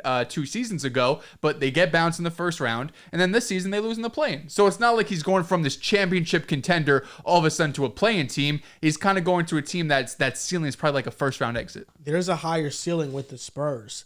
He's only 26 years old. And the Spurs and the Kings 4 or 5 years from now, you'd rather be the Spurs. Oh, yeah. With what you have in 4 Victor. years from now. I'm saying the next like 2. Yeah, exactly. And Malik Monk, Devin Vassell, Victor Wembanyama, 2 lottery picks in this draft. They're in a great position. Malik Monk averaged 15 and 5, playing 26 minutes per game. I think per 36 is useful when the minutes are realistic. And the player's really good. Are you a Jeremy Sohan kind of guy? I think he's a great defender. I agree with that wholeheartedly. Like I think he can be a glue guy. His shot just has to fall. I agree. And I think the Spurs were much better as a whole when they stopped playing him as a point guard. Mm-hmm. And they just let Trey Jones run the show. Trey Jones is your backup guard. Now we're talking. Yeah, that's good. Per 36, Malik Monk averaged 21 and 7. And I think another case to be made for him is that... How many minutes did he play per game this season? 26 minutes per game. Got it. Yeah, and I think another case to be made for him is that in the playoffs, when they were in the first round and they faced Golden State, he was the Kings' second best player by far. Mm-hmm. He averaged 19 a game. He had some blow-up games for Sacramento, and that's him coming off the bench. So even if he's playing with the Spurs, feeding off of Wemby, that's a great situation for him. I don't disagree. This week in the NBA/NFL, I was thinking about this idea the other day. Okay. This is an NBA-related thing. I think Paul George has the most control in free agency. I've said this before. I'll say it again. Very aware of that. I think he will leave the Clippers. I think James Harden ends up leaving the Clippers. Damn.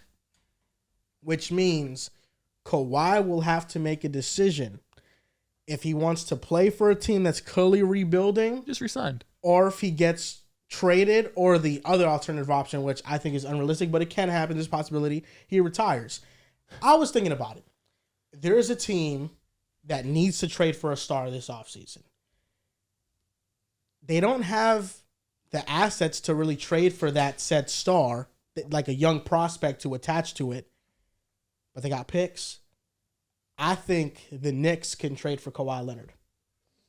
And I think it would make sense because they can give them their first round picks, and the Clippers probably don't want a Dante DiVincenzo or a Josh Hart, or with all due respect to those guys, but they're going to be in a rebuilding phase, so it doesn't make sense for them unless they're flipping them for more picks. This is a chance for the Knicks to not trade the house for a star because he's injury prone, but this is a star that if he's healthy, the ceiling now raises so much for you. So what's the trade package? Because you have to match money. You have to give up Randall, I'm assuming. I think you give up Randall. You can't do sign-in trades anymore? You could do sign-in trades. Okay, well, maybe Randall, if you sign and trade with Isaiah, but I don't know if they want that, truthfully. I'm looking at trade machines right now. I don't know if I said. So right now, Kawhi's making $45 million a year. So the contract of Randall is $28 million. That's huge. Bogdanovich is on a 2-year $20 million deal. So the package could be Randall and Bogdanovich and picks. Are the Clippers going to just first year in a new arena, or they're just going to be like? I think they have at least 1 year with Kawhi in this arena. They got to sell seats. They got to sell season tickets. Paul George is not there. I think at least 1 year with Kawhi. Well, what's going to happen if Kawhi Leonard says, "I'm not going to show up. I want to be traded"? Kawhi's also home. He's home. He doesn't want to be traded. But he also re-signed knowing that there's a world Paul George doesn't come back. There's a world Harden doesn't come back. I think he kind of baked that into that contract. I feel like the Knicks, they need to trade for a star. I agree. And someone like Giannis probably won't be available until next offseason. We don't know if Embiid's going to be available either. Transition. Why did Milwaukee do that? Yeah, facts. Yeah. But those guys, if you're trading for like a stamped top 5, top 10 player that has shown the ability to also be healthy, you got to give up 5 picks and a ton of depth. Mm-hmm. With Kawhi, the Knicks have the leverage to be like, you know what? You should just be happy with these picks we're giving you. But I think the Clippers, from a Knicks perspective, it makes all the sense in the world. Even from an analyst perspective, us talking basketball makes sense. From the Clippers perspective, are they going to be like, we're cool with 3 first, Randall and Bogdanovich? I don't know if they're cool with just being saying, that's how they're going to value him. You think 4 first, Julius Randle, Bogdanovich doesn't get it done? Okay. I think that's doable. What are those picks? I need the most valuable of those picks. So you guys got a lot of picks. There's a lot of protections. There's a lot of conveys to second round picks. Like, I need the most valuable of valuable first. Without getting to the nitty gritty of it, do you know how unbelievable the Knicks would be if they have that starting 5 would be insane. If they have Brunson, Dante, Kawhi, OG, and Mitch or Hartenstein? Like, you're competing for best 5 in the starting league with Boston. If you bring in Kawhi, bro, say goodbye to OG and or Isaiah. No, I think one of them is back. You're bringing on $45 million. Yeah, but you can now you're getting out Julius Randle you're and basically Bogdanovich. swapping the money. You're cooking. You're swapping the money. You're cooking. Yeah, because that's $28 million and $20 million, so that would make it $48 million. Just you're dealing with OG, lengthy injury history, Kawhi, lengthy injury history. Of course, listen, if the offer is there and it's available, you jump on it because you have a core right now that's ready to win. You have Jalen Brunson on this very, very, very team-friendly contract. They would lock up the Jays, bro. And you have a path where Boston... Not Jaylen Brown. Boston is really the only team... Would lock them up, bro. Boston's really the only team in your path. You were 4-1 against us this year. The only one you had was in April when we didn't give a shit. Regardless, oh my god, Boston's the only team that's legitimately standing in the way of the Knicks making the finals. I think going into next season, even if you bring back the same unit with OG, Hartenstein maybe, but regardless, if you just have that 5, I think against the Bucks, I think I would take you against the Milwaukee Bucks. I think they just have too many weaknesses that you could pinpoint. The Philadelphia 76ers, got to see what they do in free agency, but that's another team that Joel Embiid gets banged up a lot. And the Pacers, I know you lost them this season, but you're giving me a healthy Knicks team. I'm taking them over the Pacers too. Cleveland, all of those teams. So in this draft, the Knicks have 2 first-round picks. 24 and 25, right? 24, 25. Yeah, 24th pick is Dallas's. In 2025... they have the Pistons first-round pick. It's protected. That's protected 1 through 13. So lottery protected unless it's the 14th AKA, pick. that pick is not going to be the Knicks. Yes. Unlikely. The 25th, and they also own the Bucks first-round pick in 2025, protected 1 through 4. They also own their own. So they have 3 first-round picks. No, I'm sorry. They have 4 first-round picks in 2025. Detroit's protected 1 through 13, their own. The Bucks protected 1 through 4, and the Wizards protected 1 through 10. Can you see what those convey into? If it's too much, no. Because listen, if that Bucks pick, it's 1 through 4 protected, then 2026 it becomes unprotected, or it's 1 through 4 again. Mm-hmm. That's the off season where you could be like, the Bucks are going to a rebuild that season. That could be a valuable pick. The Pistons and the Wizards picks. The Pistons are protected lottery essentially, and the Wizards is top 10. Those picks convey down the line. So the further you get in the future, those picks, the protections get lighter and lighter. Okay. So you could talk yourself into the Wizards and the Pistons pick in like 2027 being very valuable. I think you can get it done with like 3 firsts for Kawhi, and those would be the main staples of the Protections are funny, man. Yeah. They are. But yeah, I think there's an avenue there. It's huge risk because Kawhi, he doesn't play, at least in the playoffs. Because in the regular season, Yeah, your 2 wings get injured. Yeah. OG and Kawhi would But be injured. it's realistically like you need to raise the ceiling of the team. Yep. Yeah. And you need to give yourself a chance. And if they're healthy, Kawhi and OG, they would put the straps on Jason Tatum and Jaylen Brown. We'd have to buy season tickets, honestly. Yeah. They would put the straps on those boys. I've never seen Jaylen Brown get locked a day in my life, personally. Except for when he plays the Heat. That doesn't even count, does it? It doesn't count. Doesn't hurt. So what's your this week in the NFL, Drew? So I may not be sitting in Riv's chair, but I will be stealing his content idea. Of course, we're going to be doing an NFL blind rankings, not 1 through 6, 1 through 5, 2010s edition. Casino ball. First name up, AJ Green. Okay, so 2010s edition. So just thinking of some names. Antonio Brown. He loves Antonio Brown. I would be appalled if he wasn't on this list. We got Calvin Johnson. Got Calvin. You got like the start of Tyreek's career in there as well. So AJ Green, Julio. I mean, AJ Green low-key could be 4. Oh, I was gonna say 3. 3 is fine, but if we get the top echelon guys, he could definitely be 4. AJ Green. What about Mike Evans? What if we get Mike Evans? Am I allowed to talk during this, or I just be quiet the whole time? I think you have to be talked to. Okay. Because I don't want to get his input, because then it's going to throw me off. Yeah, I know. I think respect AJ. I think we put him at 3. Okay, we'll follow Dehls' lead this one. All right. Next name, Deshaun Jackson. Okay. I mean, we're talking about all-time 2010s, no respect, but probably 5. Deshaun Jackson is just such a beast, man. He's a great player, but he was like, I don't think he was really ever in the same world as AJ Green, respectfully. So I'm looking at just a list on the ranker just because I want to get like a... What are we doing? Well, no, because I just need to remember some names and stuff. I might have forgot them. So Deshaun played for a shit ton of years, but he was never, in my opinion, had like an insane elite stretch. So I'm just listing out names that we might get because I don't know what names we're going to get. Mm-hmm. What if we get someone like T.Y. Hilton? You think Deshaun is over T.Y. Hilton?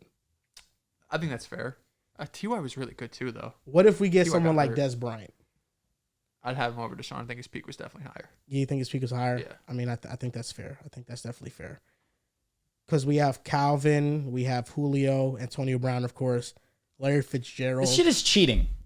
I'm putting Deshaun at 5. Fucking guy. Where do you want to put him? He can't be higher than 3. So yeah, no like way. 4. We'll go 5. 5 locked. Okay.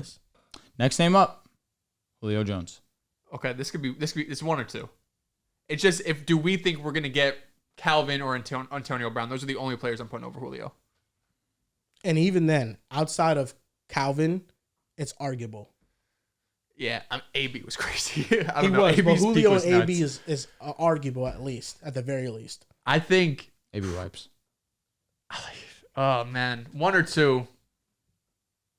What do you think?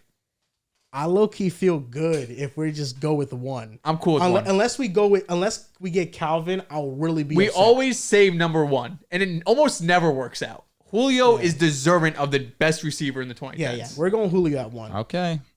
Next name up, Odell Beckham Jr. This is 2. 2. Cool. Yeah, I'm very cool with that being 2. All right, nice. And last name up, Calvin Johnson. Fuck.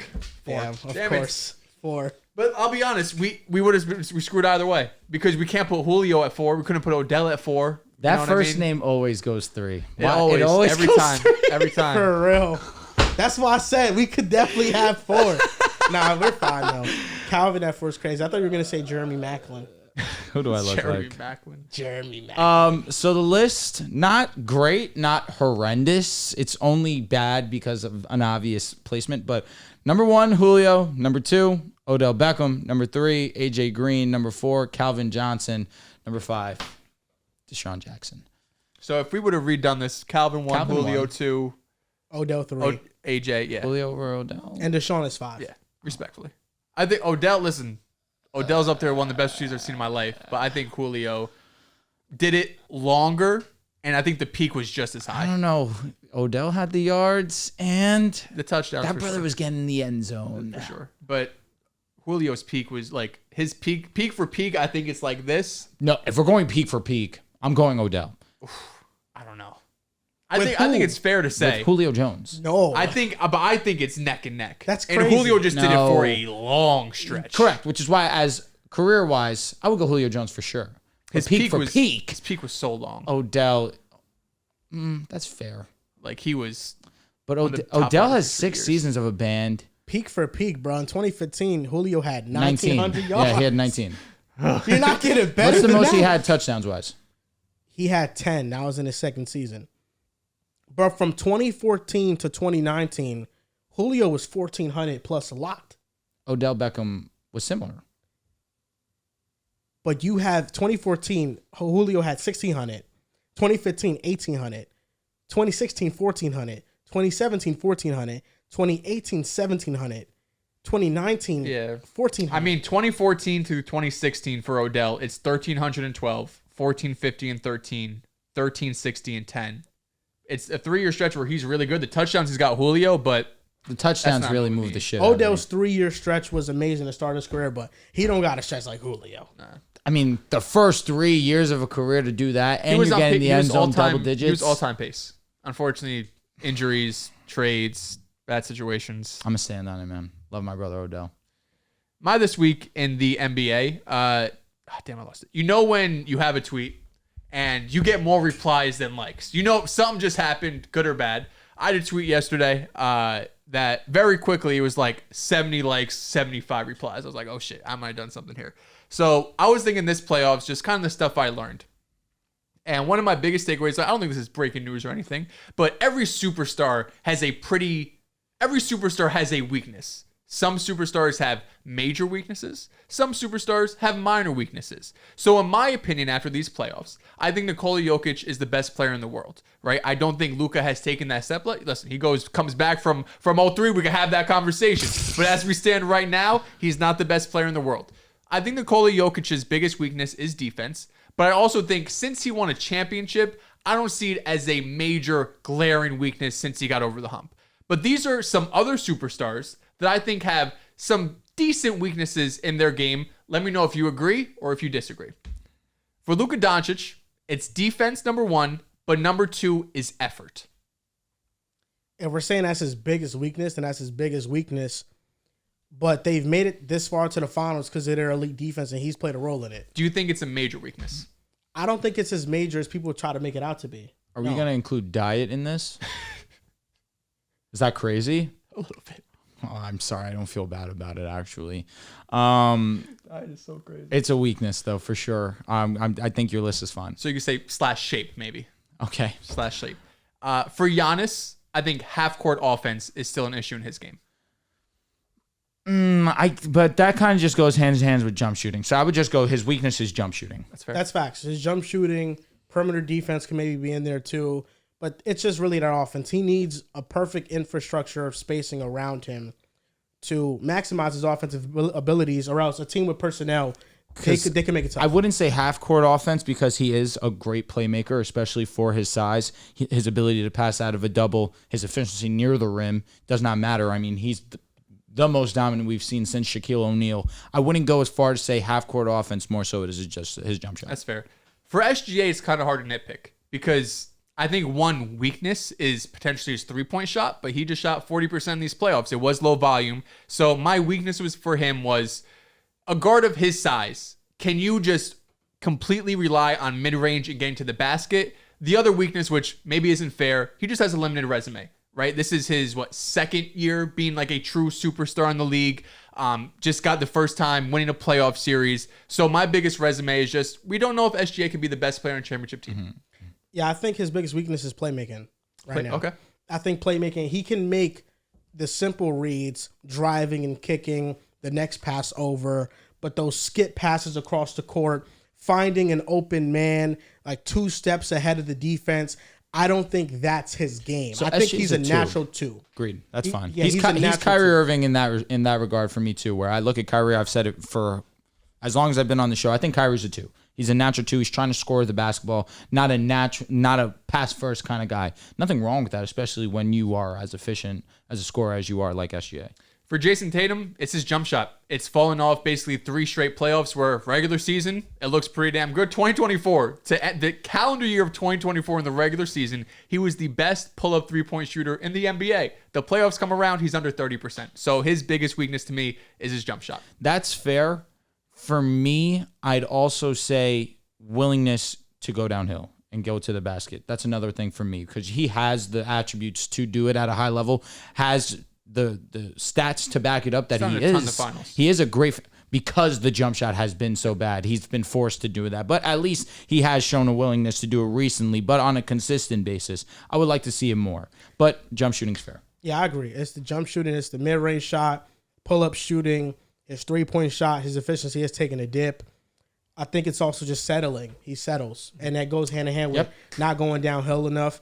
And I think maybe outside of Luka's defense or Giannis's jump shooting, Tatum's poor jump shooting might be the lowest of the lows, like amongst all these weaknesses, because the slumps at least happen on a more consistent basis than the weaknesses for these other guys appear. Yep. For Joel Embiid, his health. I think that's pretty easy. Yes.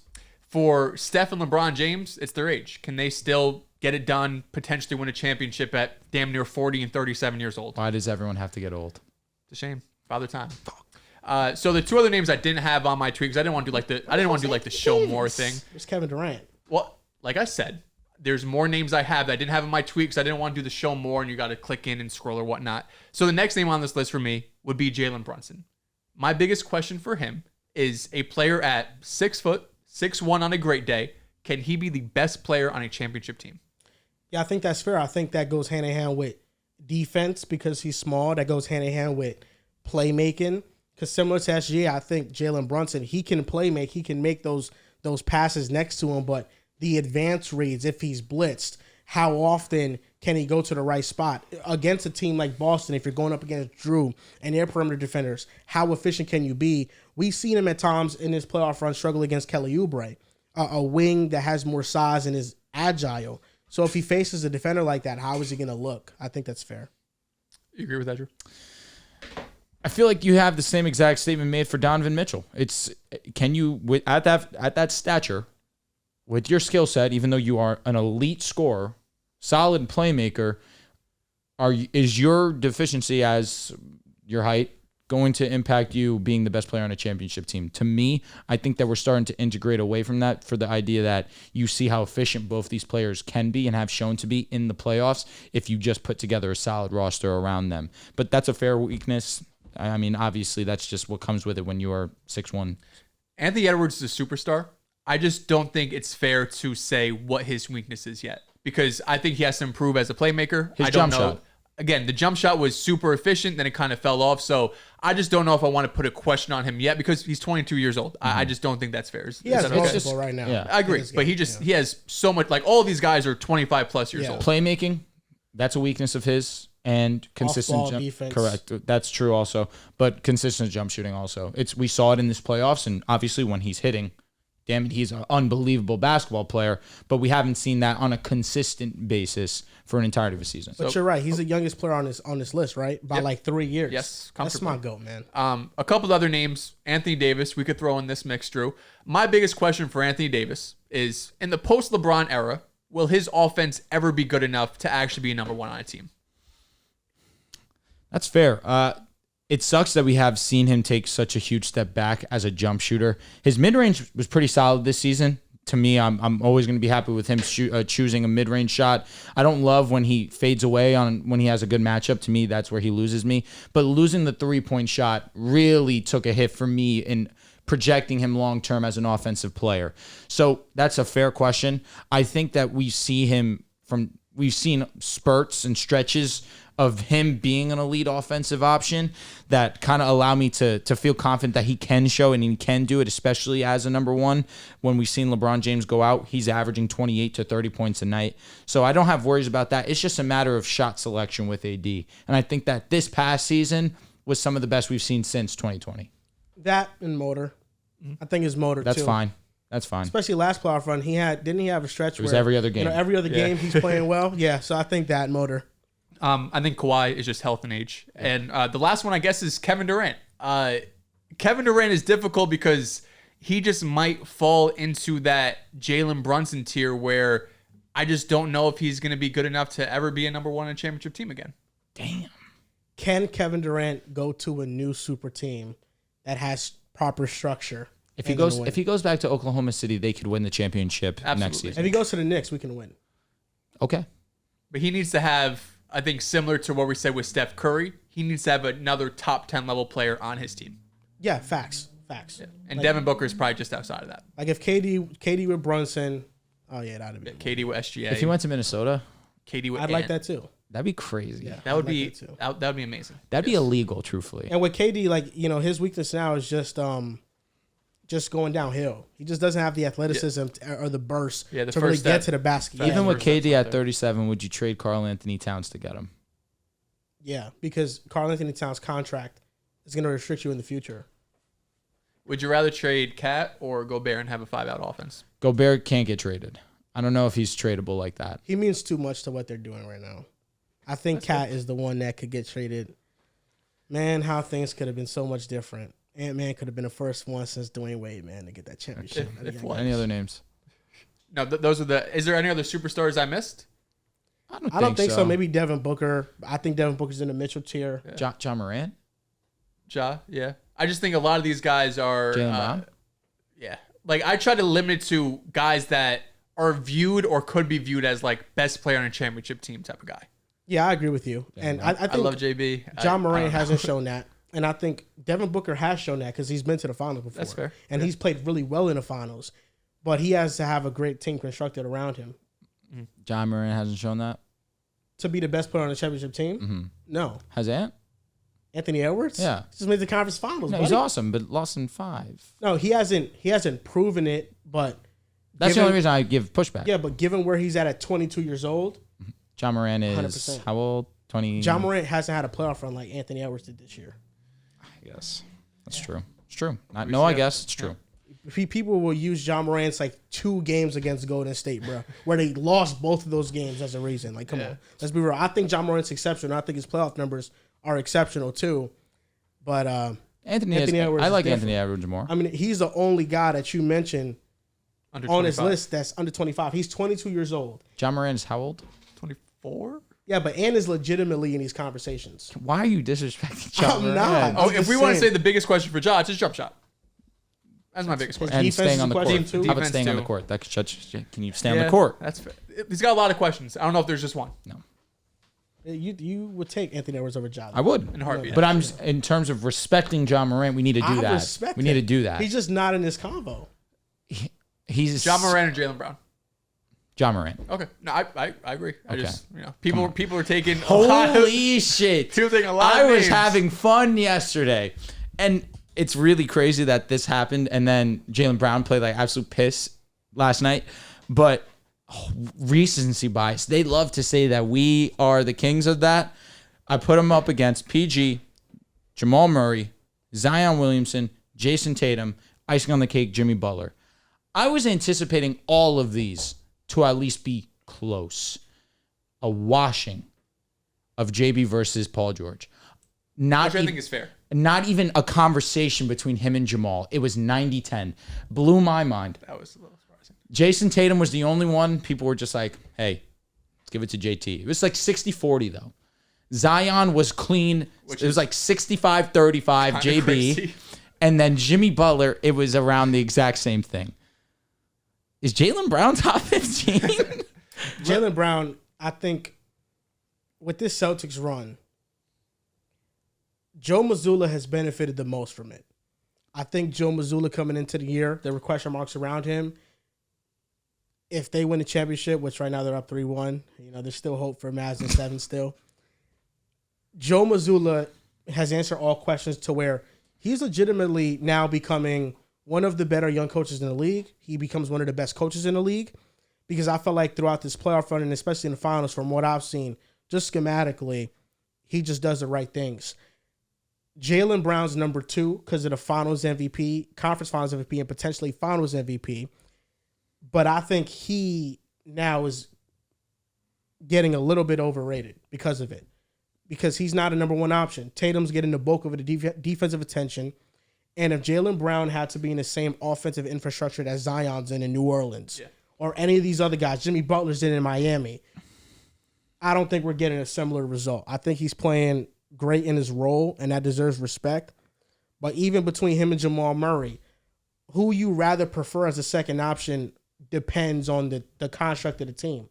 Like for the Celtics, I'd rather have Jaylen Brown. For the Nuggets, I'd rather have Jamal Murray. I think they fit perfectly. Like for the Knicks, I'd go Jaylen Brown over Jamal Murray. Maybe another team that needs more of a guard, I'll go Jamal Murray. So it's all dependent. But I think we're putting him over number one options, and I think that is overrating him a little bit. I think the truth of the matter for the Celtics team, what we've seen up till this point is everyone wants to say, right or wrong, if Tatum is or isn't a number one, if Jaylen Brown is or isn't a number one. I think the truth is they both need each other. I think the truth is it's very difficult for what we've seen from Tatum, his fall off as a jump shooter in the playoffs. If he does not have Jaylen Brown, who's playing at borderline a top 10 level this playoff run, the Celtics are not in this position. And if Jaylen Brown, even though Jason Tatum has struggled, like you mentioned, he's still seeing a majority of the defensive personnel. He's still being schemed around more than Jaylen Brown. So as much as people kind of want to say one is the one is the two, 1A, 1B, the truth of the matter is they're probably just both like 1A options on the Celtics team. I mean, we saw in that game 3 down the stretch, Jaylen Brown, you're going to run the offense. He was the one who hit the clutch mid-range shot. He was the one where Jason Tatum misses the layup. He gets the put-back layup, right? So you need both of these players to play at this type of level, and when they do, these are the results. Jaylen Brown or Scottie Pippen? I think unless you're a transcendent player, you need another guy similar to your level. Yeah. Like Jalen Brunson, I think for him to win a championship, he needs a guy similar to his level. Anthony Davis, LeBron. I'm getting delusional, man. Is Jaylen Brown better than Scottie? Offensively. Defensively, JB's a fucking amazing. Yeah, Scottie is one of the better defenders ever. How many all defensive teams do you have? God, how many? JB doesn't have any. And on top of it, Scottie was a good ass playmaker. Yeah. Like he was a great passer. JB had 7 assists 2 days ago. Yeah, Scottie was a top 5 player. He was. At a certain point in time. Yeah, I don't know if JB's going to get there. One day, man. But let it be his team. You put JB in the 90s, he might be Michael Jordan. He'd fit in the 90s for sure. Hell yeah. Yeah. He's a low-key Michael Jordan right now. Skill set? Now today Think about it. Is Clash at the Castle. It is. I'm excited for that WWE pay-per-view. Drew McIntyre possibly winning the championship in Scotland at his home. You find it hard to believe that he's not going to win there. My Puerto Rican king. It's unfortunate. He's losing. How do you lose if you're Drew McIntyre at home? How? El Señor. El Campeón. El Campeón. I respect the hell out of Damian, but it's over. I like Damian Priest, but it feels like it's going to be over. What did I tell you about Finn? Yeah, listen, I think that's going to be great. That was crazy. It was. I have 2 things for the WWE, some games I want to play here. All right, here we go. Dehls, maybe you can play along. I will, you know what? I will make it easy for you to play along. Right. We're going to rate aura levels of WWE superstars. You give me some old ones, I'm here. Yeah, I'm going to give you the ones that I have listed, which they're new, but I'm going to show you pictures of them. Okay. So you can rate them based off I'm rating men's or how handsome they are, essentially. Is that what we're doing? Well, I'm Aura of rating how for a good reason. they look? No, I'm going aura based off of like Jey Uso's aura is probably the best in the business right now because he gets out there and the crowd is going fucking bananas.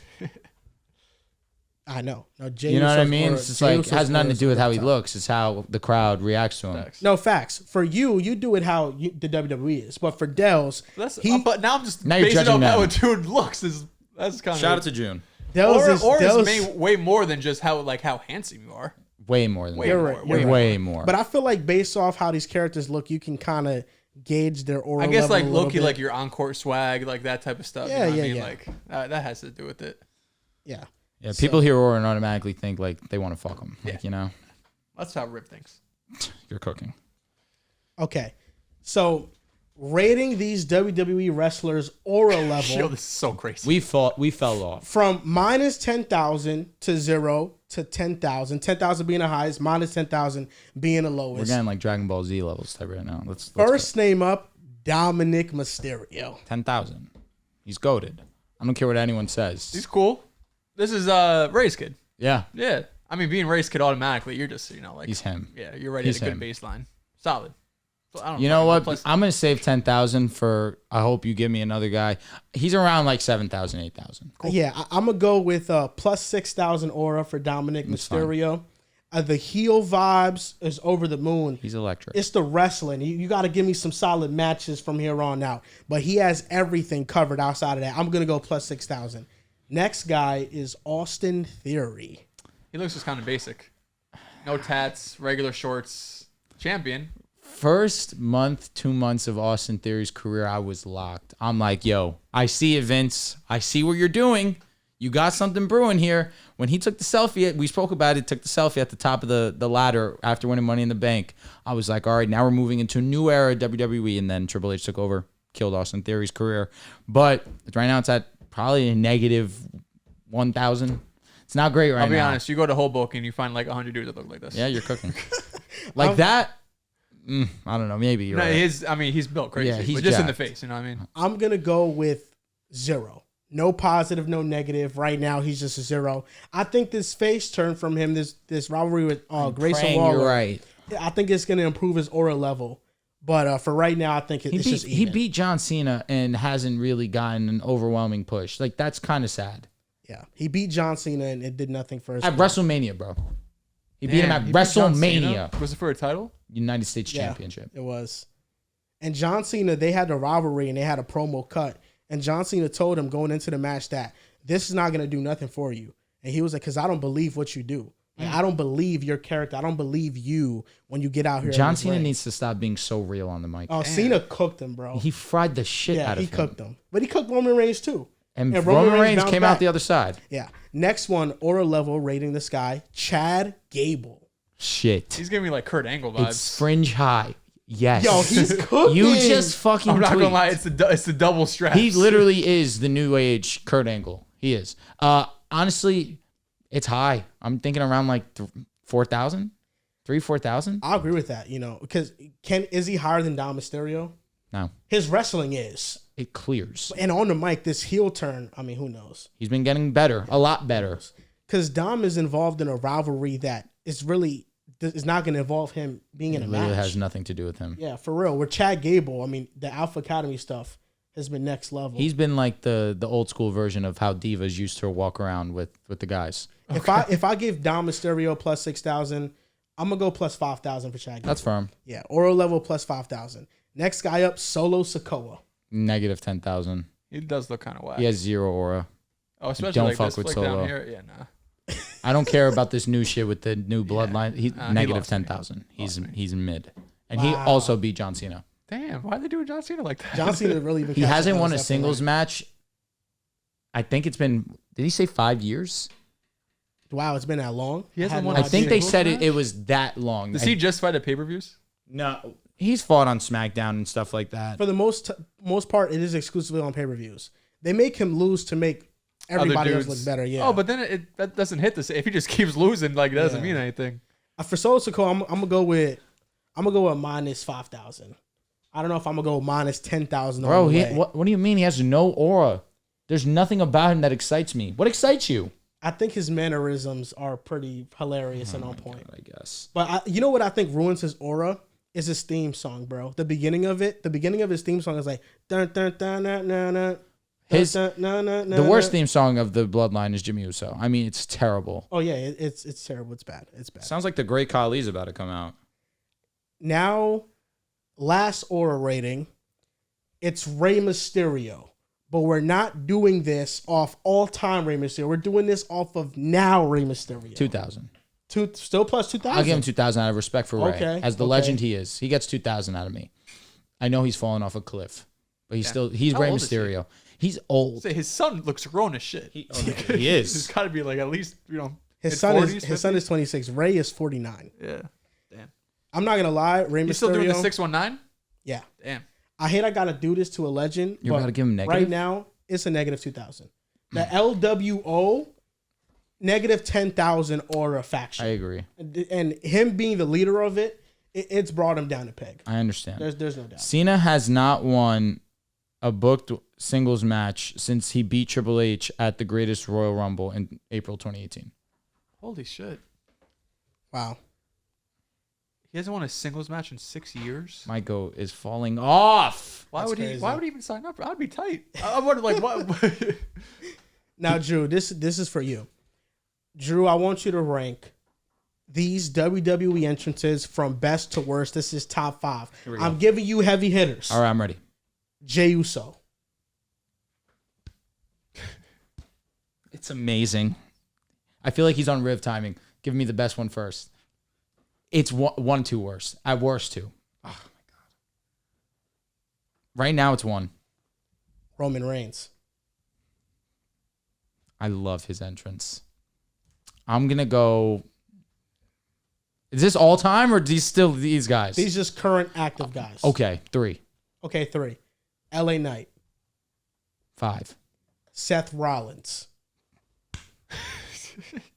I'm going to get Cody Rhodes, and I'm going to be pissed. I fucked up. I should have put Roman 4. Seth is better than Roman, and the crowd says so. I'm going to. And last, your intuition was right. Fuck! It's Cody Rhodes. Damn it. All right, I don't hate the list. Roman's entrance is pretty awesome. It's not Cody's. Cody's is 1, 2 worse. Because, obviously, it's put the business on its back. So, reordering the top 5, you think Jey Uso still won? It's Jey or Cody. I probably, right now, what the crowd's telling me, it's Jey. I put Jey 1, I put Cody 2, Seth 3, Roman 4, and LA 5. I told you, I was giving you some heavy hitters. I knew Cody was coming. I should have known and put Roman 4, but I'm not mad, even still. Now, if I add CM Punk to this, does he take anybody's spot?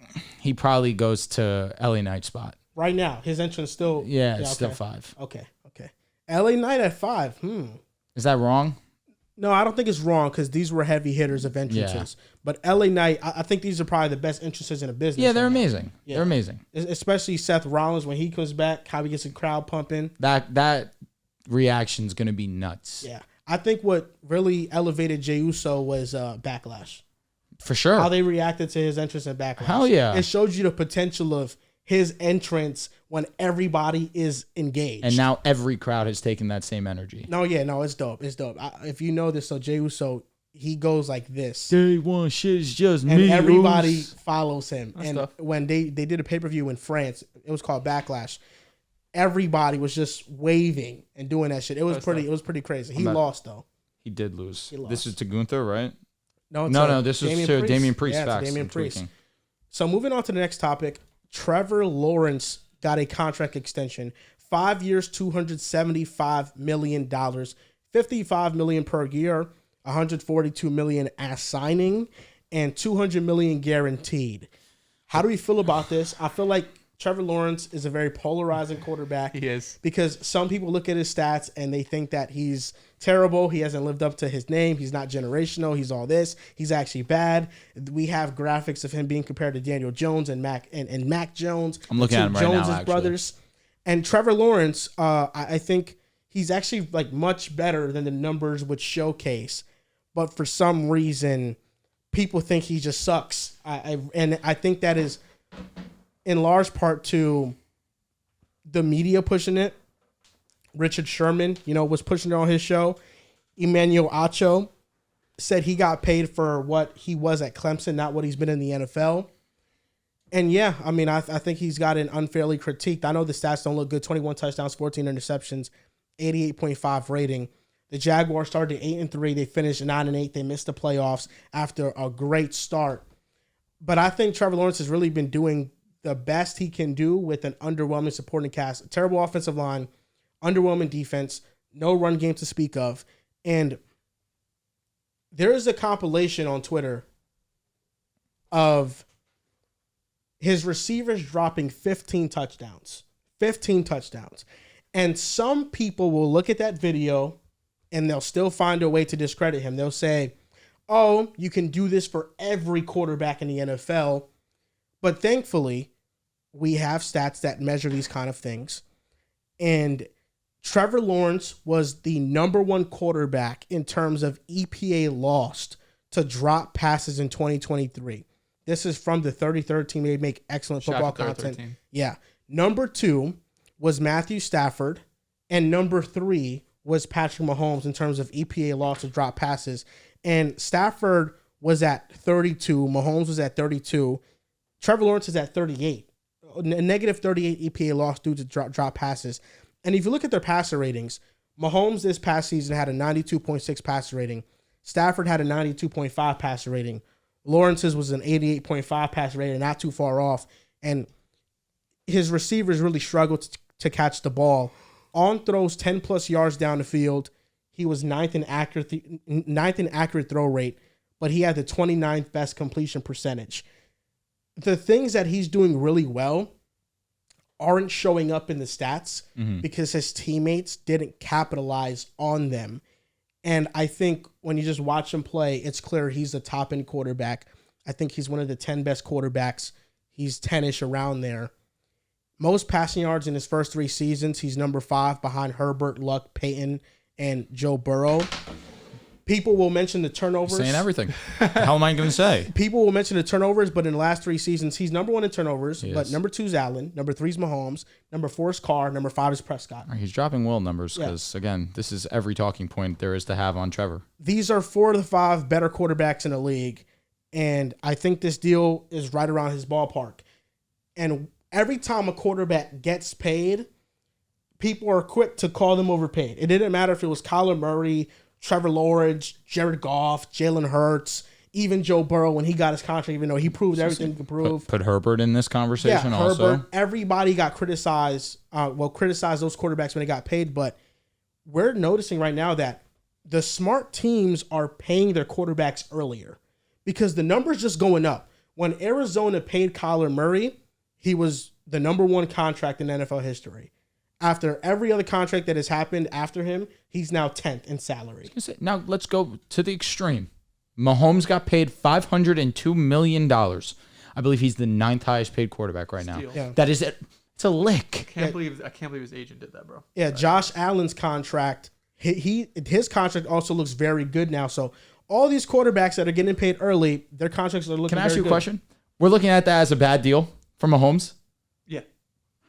Imagine that. The richest contract in sports, not named Shohei Ohtani. It's a terrible deal, actually. It's a bad deal. Yeah. I got goosebumps. And I don't even like the guy. How fucking crazy is that? $502 million, and that's a bad deal. So what were we saying? That he should have got $800? Should have got $1 billion. Or I just, 10 years is crazy. You know what I mean? 10 years was dumb. Why don't you sign a 4 or 5 year deal like everyone else does? You could still get 50 per year, but then in 3 years you could extend. You know what I mean? You want to know why? And here, this is if we really want to go into the big picture of it. You sign him for 10 years, around $50 million a season, around that. The idea is the contract's going to age amazingly for the Chiefs. He has all of these brand deals. He's already in with some organizations as like a minority stake in some of these teams. Prime. He is loaded. He's gonna make so much off State Farm. Every one of these commercials he's getting paid for. He's gonna be a billionaire when it's all said and done. He's good. He's good regardless year to year. He's probably making more than $100 million a season. Mm-hmm. So if it's gonna help out the team and you're gonna be able to bring players to ultimately build a complete roster around him, which, I mean, he's been carrying a majority of this load offensively, and who knows what happens after Kelsey, God willing, fall off. Probably not. You know what I mean? He's shown that with minimal, we can win a Super Bowl. It's not just getting there. No, you can win the whole thing and beat elite teams there too. So it's going to age perfectly for the Chiefs. Mahomes is still going to be unbelievably rich, but it's crazy to think about now that we kind of shift to it. Let me respect Trevor. He's the one that just got paid just because he tied for most annual $55 million with Joe Burrow. I think the few names that did not get scrutinized when they got paid, Mahomes, Josh, Joe. Those are the only 3. I'd never really heard any criticism on Joe because, again, you went to Cincinnati, terrible team for a good amount of years, did not win a playoff game for what, decades at that point. Now you bring them to a Super Bowl, you deservedly so got paid. Josh, the ascension that he took in year 3 on, of course, you knew he was going to get paid. Mahomes, we don't have to talk about. Other than that, everyone else got criticism. Jalen Hurts got criticized. You're like, oh, 1 year, we're automatically doing this, even though he was a top 2 MVP candidate, had all the stats, went to the Super Bowl, was elite. I think that of the great quarterbacks, he's the one that probably got shit talked the least, but still did. Joe, no. Josh, no. And Mahomes, no. But other than that, you're going to get criticized because people want instant gratification. They want to see you go to the championship. They want to see you win. They want to see you have multiple accolades. Lamar also. Let me also throw Lamar in that group. He didn't get criticized, and deservedly so. 2-time MVP, amazing football player. But if you're not playing and translating into wins, automatically they'll call you overpaid. Jared Goff just got an insane contract. Obviously, he was going to get criticized. Tua is going to get his contract. I dread that show because it's going to be an hour of shit talking Tua. Even though the QB market naturally is going to get reset. Tua will be the highest paid quarterback when he gets his contract. Jordan Love will probably in a similar conversation if they don't decide to pay him this offseason. Next season, he plays out of his mind. He's going to be right there with these guys. It's just going to happen. It's football. It's year to year that every player, it changes. We had the same conversation with Jaylen Brown when he got his contract and became the richest player in NBA history contract-wise. It's going to change. When it's your time and you're due, you're going to get your money. But Trevor Lawrence, I mean, you already listed everything. Top 5 in the first 3 seasons of a career when it comes to yards. Doesn't have the touchdowns to match, but obviously has shown to be a mobile quarterback. Also on top of it, is extremely accurate. Has one of the strongest arms. There's really not a throw on the field that this guy can't hit. There's just a burden that gets put on you when you go to a terrible team, when you are the number 1 overall pick. The Colts weren't immediately amazing with Peyton Manning. I mean, you see Joe Burrow and he goes to the Super Bowl and they had a terrible situation. Immediately he comes in and they're playing winning football. But there were great moves made by front office that got them to that position, on top of Joe Burrow being one of the main catalysts. But you draft Jamar Chase. You have T. Higgins from the year prior that you kind of stole in round 2. That was an amazing pick for them as a great counterpart to Jamar. The only thing that's lacked has been that offensive line, and even still, they're still waiting on that. For Trevor, your big moves were signing Christian Kirk, trading for Calvin Ridley. You've done nothing to help him in the offensive line until this past offseason. And even still, I mean, I feel like you would still want more. And receiver-wise, you just lost Calvin Ridley. You brought in Gabe Davis. And you drafted Brian Thomas, which obviously I'm a huge fan of. He could probably go in there and be tit for tat with Christian Kirk. I'm that high on Brian. But as a team, the number 1 overall pick, Trayvon Walker, we have to see how that ages. You have to be near perfect when you get a quarterback like that. We saw the Bengals be near perfect with that outside of the offensive line, but you got an elite weapon with Jamar Chase. It would have been hard for them to reach at pick 1, and you kind of justify it where you go with Drake London, Garrett Wilson, one of those types of receivers. But hindsight's so crystal clear, 2020, that Trayvon Walker, I always felt Aiden Hutchinson was the pick, so that way you would have gotten an impact player immediately on the other side of the ball where Trayvon's really taking him some time to get going. You have to be perfect, and the Jaguars haven't been. You used a first-round pick on Travis Etienne. I understand Travis Etienne's really good, but you have bigger needs than a running back, especially at the time. So to me, the front office for the Jaguars has to be better to put him in a better light for the public, because now there's unnecessary conversations being put on Trevor's name because of the situation that he's in. I think the only contract that got scrutinized at the time and is right is Deshaun Watson. You trade for him, same day, you give him 5 years, $230 million, fully guaranteed. That's with Russ too. But even when Russ got that extension, I don't think a lot of people were saying it's crazy because he was coming off a couple great seasons where he was regarded as like a borderline top 5 dude. Deshaun, on the other hand, hadn't played football in a full season. You knew he was about to get suspended for like a minimum of half the season. And on top of that, all of the off the field issues he had that we don't even have to get into, that all of just the personality, just human aspect that you're putting in all of this money and you don't even know if this dude's really a good human being at the end of the day. True. So he's really the only one that I think got scrutinized at the time. And we look at now and be like, yeah, that was a terrible decision, let alone the draft picks you gave up on top of that. So there's stat for everything, of course.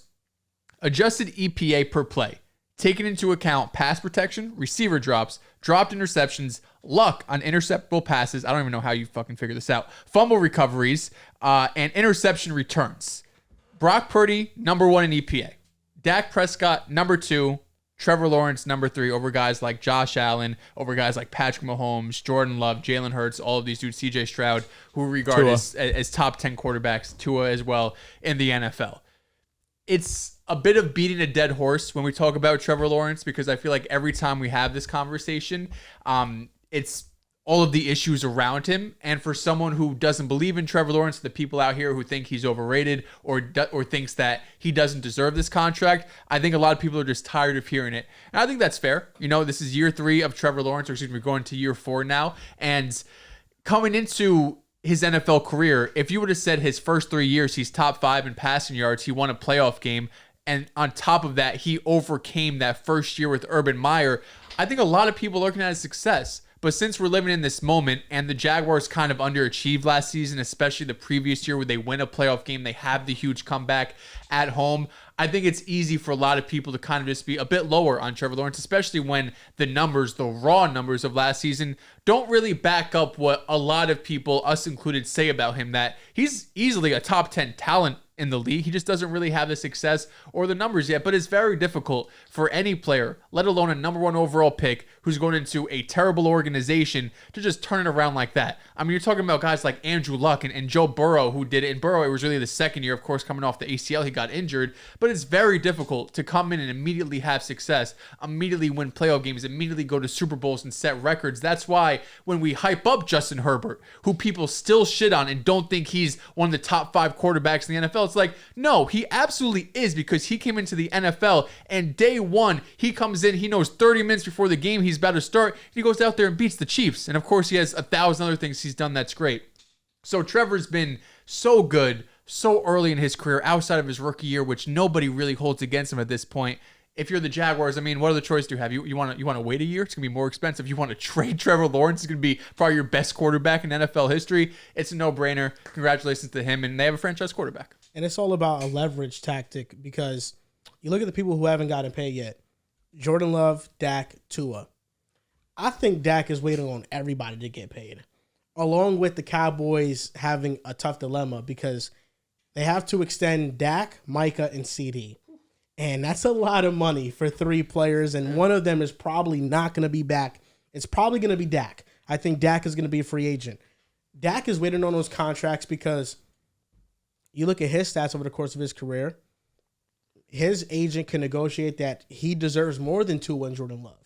I think Tua's waiting on it. Yeah, he waited on Lawrence, because if you're Tua's agent and you're just looking at the numbers and negotiating, Tua's been better statistically. Yeah, it's like, why shouldn't Tua get more? Mm-hmm. And then if you're Jordan Love's agent, we're waiting to see what Tua's getting, because whatever Tua gets, we could say, well, he got a playoff win and he did this. They're all waiting to see what's going to happen. And I think the Jaguars were smart in paying Trevor Lawrence early, because the later you pay a quarterback, the more you're going to pay him. It's just as simple as that. I think that's what it comes down to right now. Let me ask you, do you think people were talking about Phillip Rivers the way that they were talking about her is like the modern Phillip Rivers, Herbert, and Trevor Lawrence? What makes you say that? Because Phillip Rivers was pretty fucking amazing. Never won. Yeah. You know? They're so early in their careers. It's hard to say. Because I look at talent-wise, what's stopping me from saying that Herbert can be top 5 quarterback for the rest of his career? Nothing. You know what I mean? Trevor Lawrence, top 10 quarterback, rest of his career. It's like there's a real possibility those 2 quarterbacks never win. And it's not because they're not talented. It's because, one, it's hard as fuck to win in the league. Aaron Rodgers has only won once, and in a lot of people's eyes, that's the most talented quarterback they've ever seen, until Patrick Mahomes has obviously become this unbelievable talent. But my point being is, Phillip Rivers was right there with Ben Roethlisberger, was probably better than Eli Manning, but never got the championship and never got his due diligence. You look at Herbert, you look at Trevor, they're on 2 organizations that are not good and have historically been bad. And it's going to take a lot for them to really put themselves in a position to even compete for a championship. And it really is out of their hands for a majority of it. It's how much talent you're going to put around me. But these 2 guys, I think now that the Chargers, I think they're going to start to be on the right direction now that Harbaugh is there. And he's obviously a lot smarter than what has what's going on in Jacksonville, but there's a real possibility we look at these two guys. We sit and acknowledge these are two of the most talented quarterbacks we've ever seen, and they get slighted the rest of their career because they don't have a championship. Matthew Stafford got criminally underrated his entire career until he went to Los Angeles and won a championship. Championships changes everyone's perception of you. It does not matter what it is. Jared Goff just went to another NFC championship, and now we're starting to really see him get the most respect he's probably ever got in his career. But before that, we were really being critical of Jared Goff. And even when he got paid, we were critical of him getting that contract. But it comes to a certain point where you have to win for people to kind of put it aside. But for some people, you don't need that. For some players, it's obvious. They're amazing. A championship should not sway your thought process on them because in the grand scheme of things, it's really fucking hard to win. Well, look at Eli Manning. I think Eli Manning, for most of his career, was an average quarterback. Yeah. But he had 2 runs. Yep. For most of his career, I can't disagree. And those 2 runs have elevated and passed quarterbacks that were clearly better. Those 2 runs are fucking unreal. They're historic. No, you could argue they're 2 of the best runs ever. There was a question asked. I think it was an interview with C.J. Stroud. If you'd rather have, I think he asked the question. Yeah, Eli Manning's career or Rodgers. Yeah, that's crazy. Fucking easy. It's the easiest answer I've ever heard. I would rather be Eli Manning. I am cherished and loved in New York like very few players before me. I have 2 championships. I beat the GOAT. I ended the perfect season.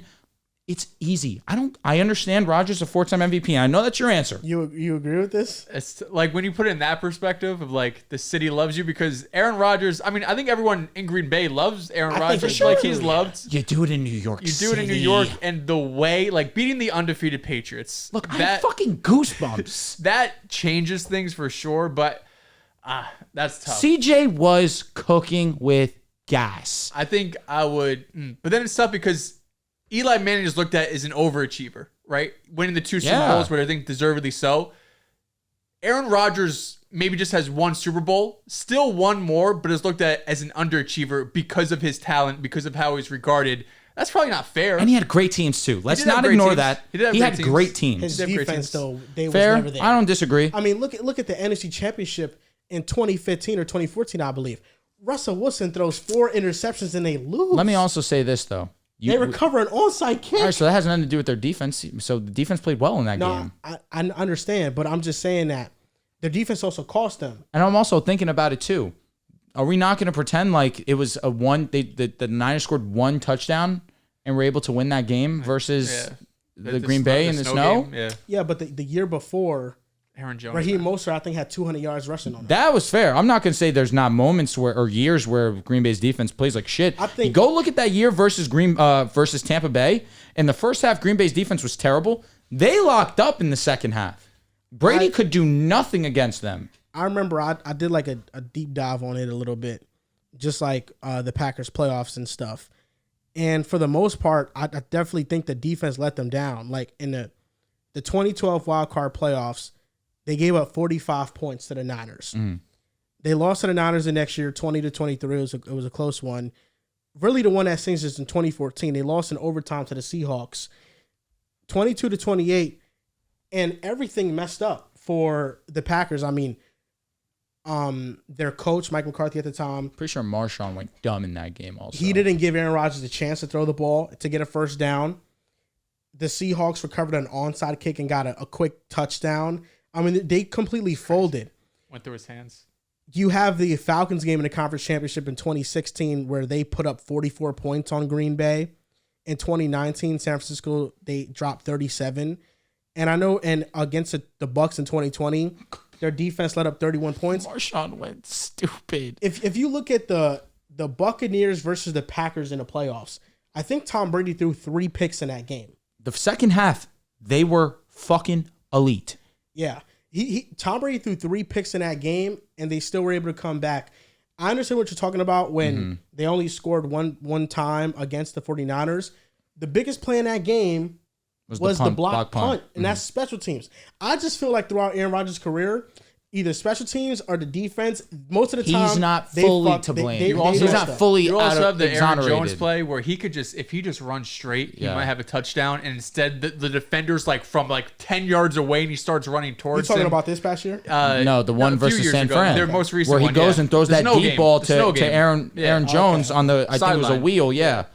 Marshawn went 25 carries, 157, a touchdown. Jesus Christ. You know, but listen, when Aaron Rodgers runs with the Jets, it's easy. Hey, listen, I'm hoping. Aaron Rodgers and Madden? Holy fuck. And his release is so crazy. Yeah. You saw the new Madden, they're adding like 2 new commentary teams. Really? Greg Olsen and Kevin Harlan, I think. I thought it was Mike Tirico. I might be, I don't know. That Mike Tirico is with Greg Olsen. Yeah, I'm pretty sure. And the other one, I didn't recognize the two people. But yeah. Yeah, I definitely listen. I respect the hell out of Aaron Rodgers. I do, but damn it, Eli Manning. What's your thoughts on this Aaron Rodgers not reporting to camp thing? I don't think it really matters because he was there for the voluntary OTAs, and it seems like he'd been told the team that he was not going to be there. So it's kind of like PTO. I think Saleh could have done a better job explaining it. Yeah. You know what I mean? Like I would have came up to the podium and been like, yeah, Aaron Rodgers, he told us months ago that he has another obligation to attend. He's not going to be here, but we know. You know, like I feel like the way he went up just saying like, yeah, unexcused absence. Like I just feel like he could have did a bit of a better PR. It's Aaron Rodgers. Essentially, he's going to do whatever he wants. You've earned that, especially when you're 20 years into a career. It sucks though when you're in. I want to know where he is. That's fair. It sucks when you don't know what's the He's doing reason. Some weird shit for sure. But at the same time, you have to put blind faith into Rodgers. You have no other choice. If I'm Saleh, I'm pigeonholed. There's not much I can do. You can be mad all you want at him, fair, but realistically, all Jets fans and I feel like outside media have tried to do is make it like it's Robert Saleh's fault for all of their shortcomings. What he's responsible for is the defense. He's the head coach. He's responsible for everything, but his main strength is one of the best defenses in the league. You have been in an unfortunate spot where your quarterback play has been horrendous. You got Aaron Rodgers. Your success solely lies on whether he is on the field or not. If he says, I'm going to be gone from X day to Y day, all right, just make sure you're back on Y day. We need you. Make sure you're here. If we can get strict after Y, but at the same time, can we? Because without Rodgers, there's no idea of the playoffs, and obviously for that, kiss a Super Bowl chance goodbye. You need your whole success relies on Rodgers. So he's kind of put you in that spot where you're at the mercy of him. But honestly, if I'm a Jets fan, sorry, okay, the players don't. I'm going to deal with care. it. Like Sauce tweeted out yesterday, the day before, saying like you guys are making a big deal over this. Michael Carter said too, like he's been here every step of the way. He told us he was going to be here. So if the players don't care, the coaches knew. I get it. Media, number one, yes. I just don't really think likes the Jets in general. I think they get a ton of hype every year. They win the offseason, never do shit, whatever. And I think Aaron Rodgers has a pretty negative, connotation in their mind as well for kind of just the way he's been towards the media and, his ayahuasca trips and just being kind of a unique human being. But as long as the players don't care, as long as the coaches care, like why should I sit here and really worry? Yeah, I don't really care too much about that. I just hope that this is the year that everybody on the Jets gets their respect. I think Sauce Gardner, even with the accomplishments he's had, people still underrate him. Even though I think now he's the best corner in the game, even though I think last year Snead had the best corner season. But I think Sauce is the best corner in the game in a vacuum. Better than your boy PS2. Calm it down. You knew that was coming. Better than him, for sure. For sure is wrong. But 100% a fact, this year, Sauce is amazing. all the hype I was giving to Garrett Wilson last year, that has not changed. Translate it. Agreed. If he gets a quarterback, if Aaron Rodgers is healthy, Garrett Wilson is going to have a top 5 receiver statistical season in the league. He's that good. I wish you chose Stephon Diggs over Tyreek Hill to target last year. Because then, damn it, you would have been on some fucking money. Listen, I still think he's better than Tyreek Hill. He's so far from Tyreek Hill, it's not even funny. No, it's not. Diggs? No, he's talking about Garrett Wilson. Because he got hands. How many games, important games, did Tyreek Hill drop the ball? Let the man cook. Garrett Wilson not going to do that. Garrett Wilson not going to do that. Let the man cook. Garrett, he could have a top 5 yard season this year. He could have top 5. Okay. Yeah, he's cute, too. Yeah. He's a good-looking dude. Yeah, Aura, for sure. Not for sure. See, now you're ruining Aura, bro. Why? Because now you're saying he's cute, Aura. Well, I didn't. You want to fuck him. He said he's cute. I said he has aura. I didn't just You know what I mean? That's my opinion. He's a good-looking dude for sure. He just has a really good facial structure to him. See, that's crazy. Like, but I think also his jawline is showing. No, good looking dude. He's got a cute dog. I'm sure he has a pretty great skincare routine. He does. I mean, yeah, he has like no acne. He has nothing, bro. He has like no acne. His hairline is always on point. Always got a cut. Can we calm down? I seen him on TikTok. He posted a TikTok In the rain? in the rain. I knew this. I knew this was coming. And goddamn, God. I was like, that's my goddamn receiver, man. That's my wide receiver. Bro, he has a great season this year. I'm putting him over Amon-Ra. Bro, he's better than him. Why is he like the precursor for everyone? You're fucking taking Ayuk over him. You're taking fucking Garrett Wilson over him. Calm down. You're losing me. I love him. You're losing me. I love him like a brother. No, I've loved Garrett Wilson since Ohio State. When I was watching the receiver tape, he was better than Olave to me. I have a tweet still from the year before they got drafted, and I was like, yo, this number 5 guy, Garrett Wilson, he's better than Olave. Like, I know Olave's getting the hype, but Garrett is the best one. I had Garrett at 2. Jameson, we'll see. The fucking torn ACL breaks my heart. But he's back. He's making some noise. And he's been killing it in training camp. He's been killing it. What, did you guys have a bet for yardage on him? No, I think who, Jameson Williams? I think we'd have to go back. I'm not sure. I vaguely remember, but it might be like 800 yards. I do think it was. Yeah. That's what I think about. Santos, let me know. No, I think Jameson's going to have a breakout year. I don't want to fucking hear it. I say, what the fuck? Where'd this come from? Yeah, but like not a breakout year for his standards though. Like, that's like that. At 700-800 yards, a breakout year. Like in his role, he will do well. I think he's good. He's good. Don't piss me off. He's just not Garrett. No. He's not Garrett. He's not Garrett. My list that year, I believe it was Jameson 1, Garrett 2, Drake 3, Olave 4. I think I put Treylon 5. Yeah, Jameson is he's a great deep threat. You know, like Trey Tucker. Trey Tucker also got some hype from Antonio Pierce. He said he's been one of the players that stood out in camp. All right, I'm open. I'm looking forward to it. He's good, bro. All right, I believe you. You know how I know he's good? I started to tune in and pay attention to him this more. Shit is loud, so loud. It is. I was in Arizona because in this past December, I went to Arizona for like a month with Jess for her family. Like spent the holidays there, and her sister's boyfriend. He's a diehard Raiders fan. Like he loves the Raiders to the point when I was at the crib. Sorry for him. Yeah, he was watching the Raiders and Chiefs game, the Christmas one. We were watching it together. The slugfest. It was terrible. We were watching the game, and I think Trey Tucker might have had a touchdown in that game, or he had like a deep pass completed and stuff. And you know, he was like, "Yo, that kid's good, man. As a rookie, like he's good. He's a rookie. His name's Trey Tucker." He was like, "I think he should play more. Like whenever I see him, he's making a big play." And then I was like, "Okay, I'm gonna tune into him." And then, yeah, he just made big plays whenever I saw him. The Raiders beat the Chiefs that day? They did. Yeah. 3-0? That was when everybody panicked. And Zamir White had fucking almost 200 rushing. Was it 3? Yo, actually, no. Was it? Did the Vikings beat the Raiders 3-0? Because that was a game. I watched that game with him, too. When the Raiders couldn't they had I forgot which game it was. Yo, nah, bruh. Nah, I want to see that game again because that was nuts. I think that was the week before Christmas, if I'm not mistaken.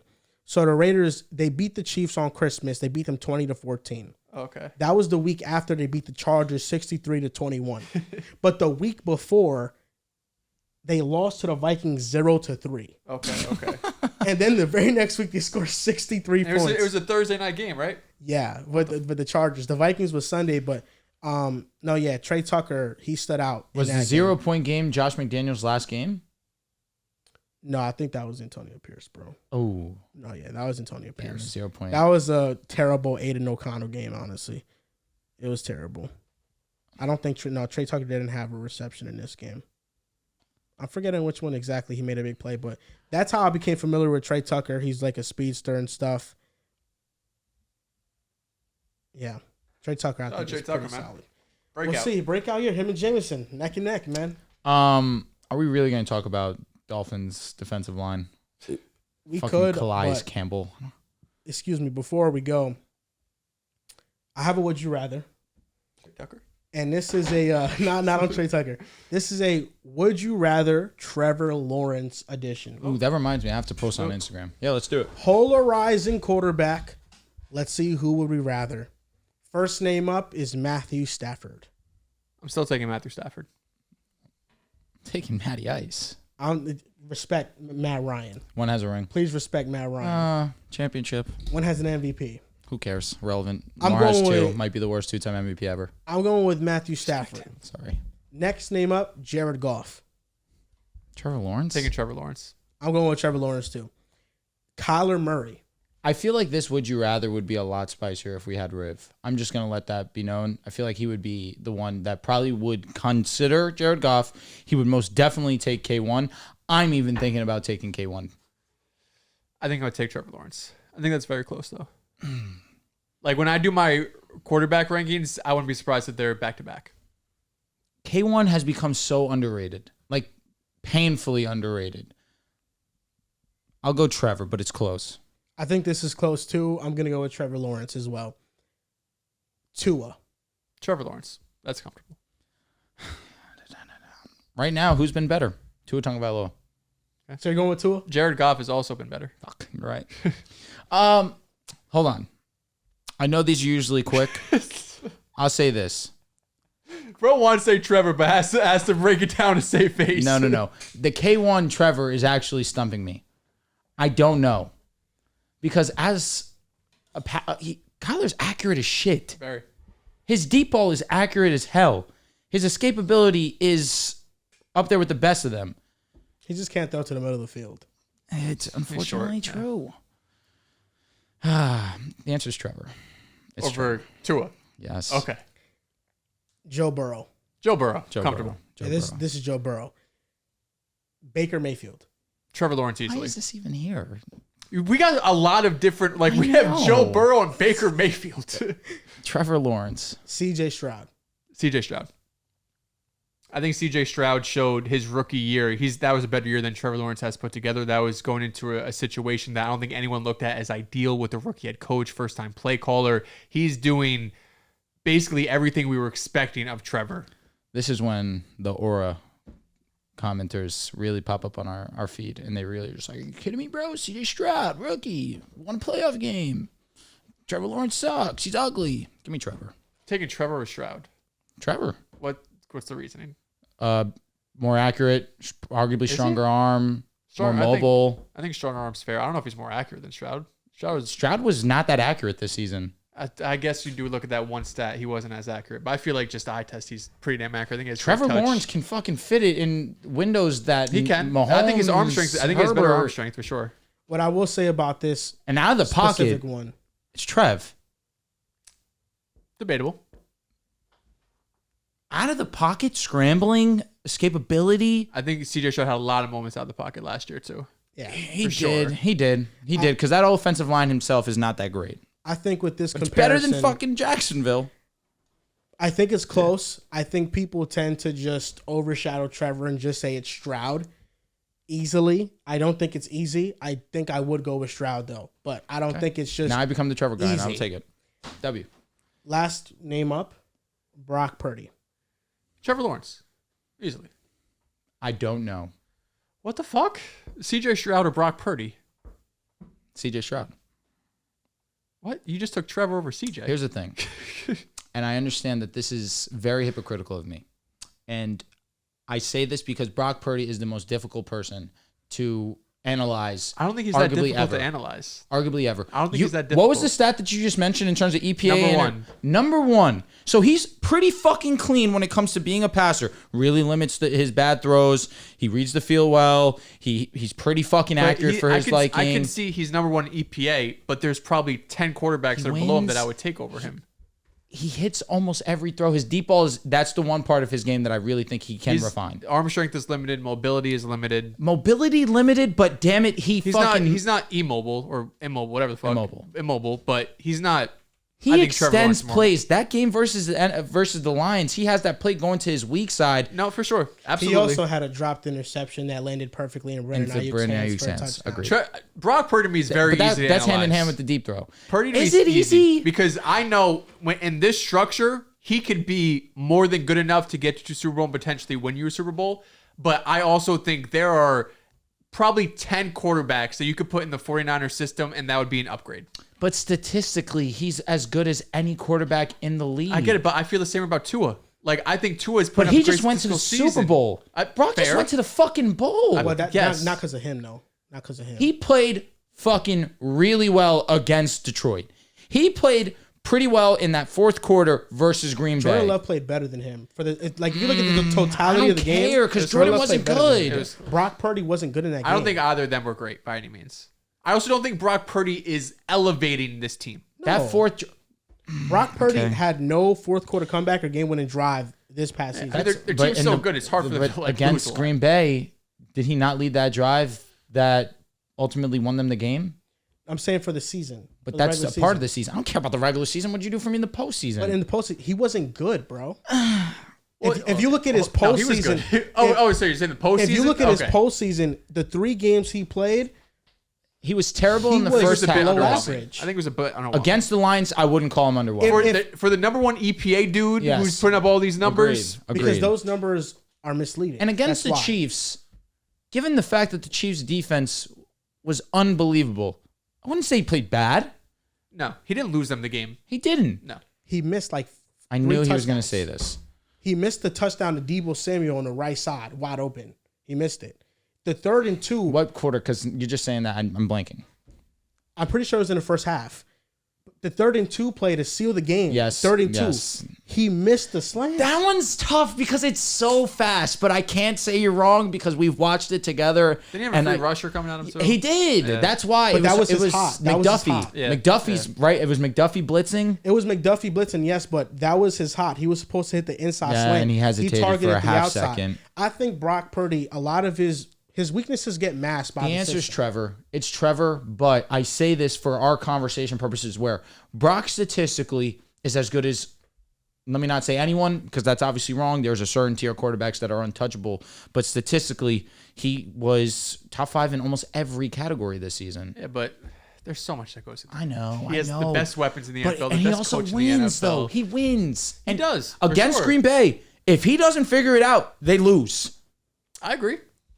That last drive of the game that he had, he was amazing. It was not a Christian McCaffrey. Yes. He was amazing. I'm not trying to take anything Against the away Lions, from he was Brock amazing. Purdy. I'm not trying to take. I'm was not really trying to good. say, Let me well, say like, amazing. I'm I'm exaggerating. not trying to say he played terrible. He's the reason why they were losing that game. I'm just saying I think there's a lot of quarterbacks you could put in that Niners disagree. situation, and they're going out there and they're So playing. you're saying just good, Brock not Purdy better. doesn't go to another team and plays well? Not number one EPA. Well, no. Okay. No, I hell don't disagree. No. I don't disagree. Like I I, mean, think we- he could be serviceable. I mean, the stat. I think Brock Purdy's better than Jimmy Garoppolo. Jimmy Garoppolo Bar can't be that low. was top 5 in EPA per play in this offense with lesser weapons. Ayuk hadn't broken out yet.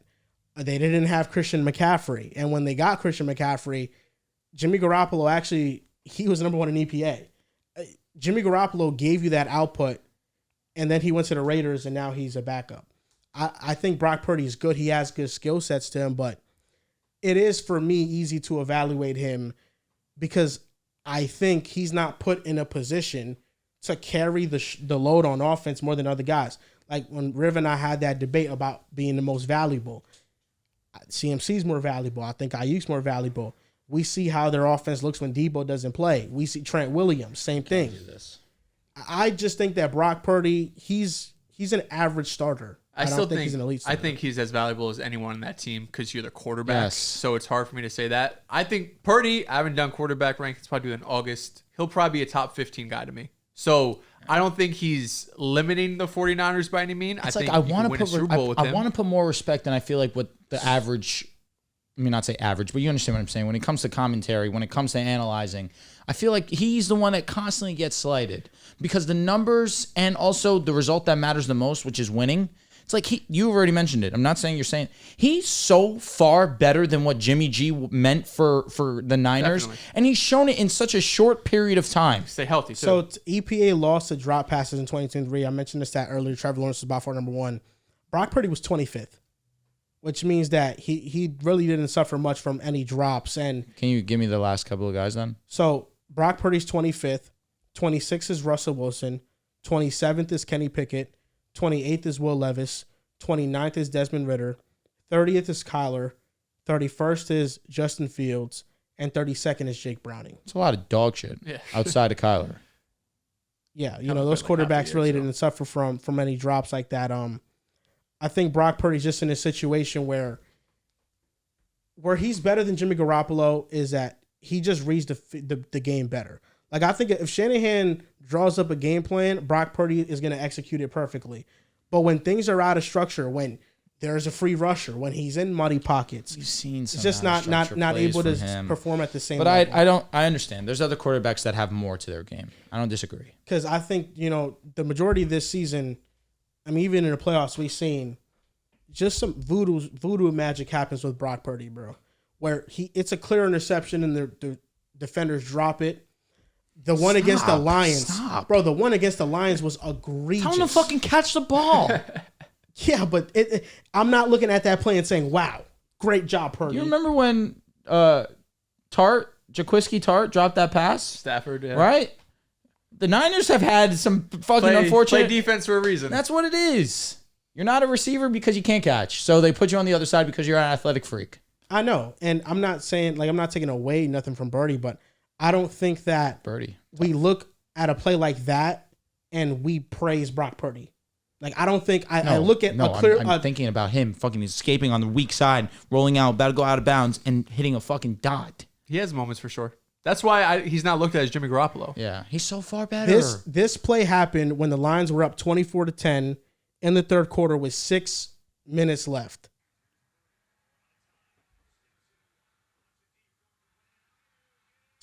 Yeah.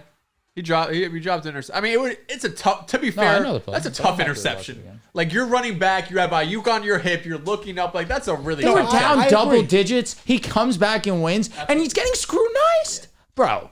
What was the flag on that play, too? Do you know? I think it was pass interference. No idea. I was to say, he kind of just threw that up there. Because what if it's pass interference, right? Does that matter that he dropped it? Absolutely. Right? Yeah. And it's a free play. You know Play, what I mean? I thought the flag was before. Offside, imagine. Yeah, something like that. The Lions had the chance to win this game. I mean, Jameson Williams dropped a touchdown. Yeah, I mean, they were up 2 touchdowns. He didn't drop a touchdown. It was overthrown. Stop fucking playing. It was full extension. Yeah, it would have been a tough catch. He only got one hand out there. I know. That's a freaking drop. Oh, screw you. What do you mean? He just didn't track the ball well. Screw you. He was in the wrong spot. No, but I think Purdy, he ranks where he ranks, bro. Like, I think he's not average. He's not average. He's not average. Well, if there's 32 starting quarterbacks and he's 16, is Jared Goff above average? Slightly. Okay, so then so is Brock Purdy. Yeah, I think slightly above average is very fair. I think for Brock Goff Purdy. is better than Purdy, though. He's not. How is he not? What does he do better? I think Goff has a better arm. I think Purdy's more mobile. He does. Goff has a way better arm. Yeah. He's more stronger accurate. arm. Okay, is he? I don't know. Both of their offenses just create so much space that a lot of times they could throw in just open windows. But There's no doubt. I think both of them. I Goff think they're both is in just a similar mold. Yeah, Goff is just a better pocket passer. Goff is one of the best pocket passers in the league. When he gets an open, clean pocket, Yeah. And they have very few best guys offensive line in the NFL. Oh yeah. Yes. Yeah. And you can't say that about the Niners. No. Offensive line outside of trend is But yeah, you just not have good, you just have actually. so many quick options on the team. Yeah, There's so many no, dudes no. that can win one-on-one. See, but that's a respect to Brock Purdy's processing also. Absolutely. I think he's a great processor because he gets the ball out quick. Yeah, I think he has great traits to him. Tua has great traits to him, but I think Tua is maybe above average starter. Okay, thank you. If you would have said average, I might have to get up. Like I think Tua's accuracy is great. I think he's good. I think he had a weak arm He does not have a weak arm. compared to other starters. Yes, he does. Unfortunately, he does. He does. This is the thing. Move on. I don't want to get angry.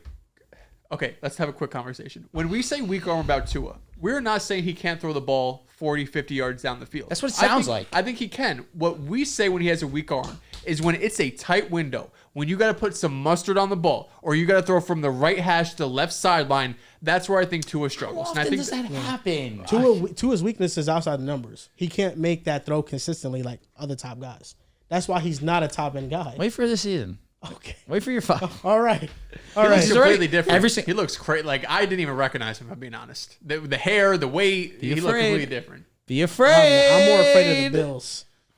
The Bills are going to be good. I think their offense is going to get better without Stephon Diggs. Yeah, that was great with that. I mean, he was I basically think without the team. Carter second half. Samuel, Khalil Shakir, that's cute. Kincaid, Keon Kincaid's Coleman. number one. Kincaid can come into a top 5 tight end after this season if he gets the volume that I'm anticipating. Fantasy reaction coming back after the NBA Finals. We're back, baby. Nice. I was getting worried about you guys. Never Nothing doubt. to be worried about. Nothing to be worried about. What's to talk about, you know? It's us. We got like Come 3 on. months of the season. Fantasy rankings. No, but I think Geno Smith, if he's on the 49ers, he could get the same exact output, bro. Geno was elite 2 years ago. I think Geno Smith, he is. He loves Geno. When you look at his situation, bro, this past season, it was pretty awful. I think I think what he's trying to say is there's a lot of quarterbacks that go into Purdy's situation and have similar numbers and success. I think they'll be able to do more with Geno. You'll be able to push the ball down the field more with Geno. He can play make better than Brock Purdy. Geno Smith is freaking good, bro.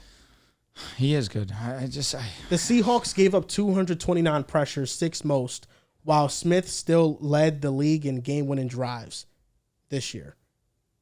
No, the pressure that the Seahawks gave this past season, they give Geno a chance. You just said that ready to go. I just screenshotted it from the Athletic article, yeah. I just screenshot this information. This is on Bryce Young.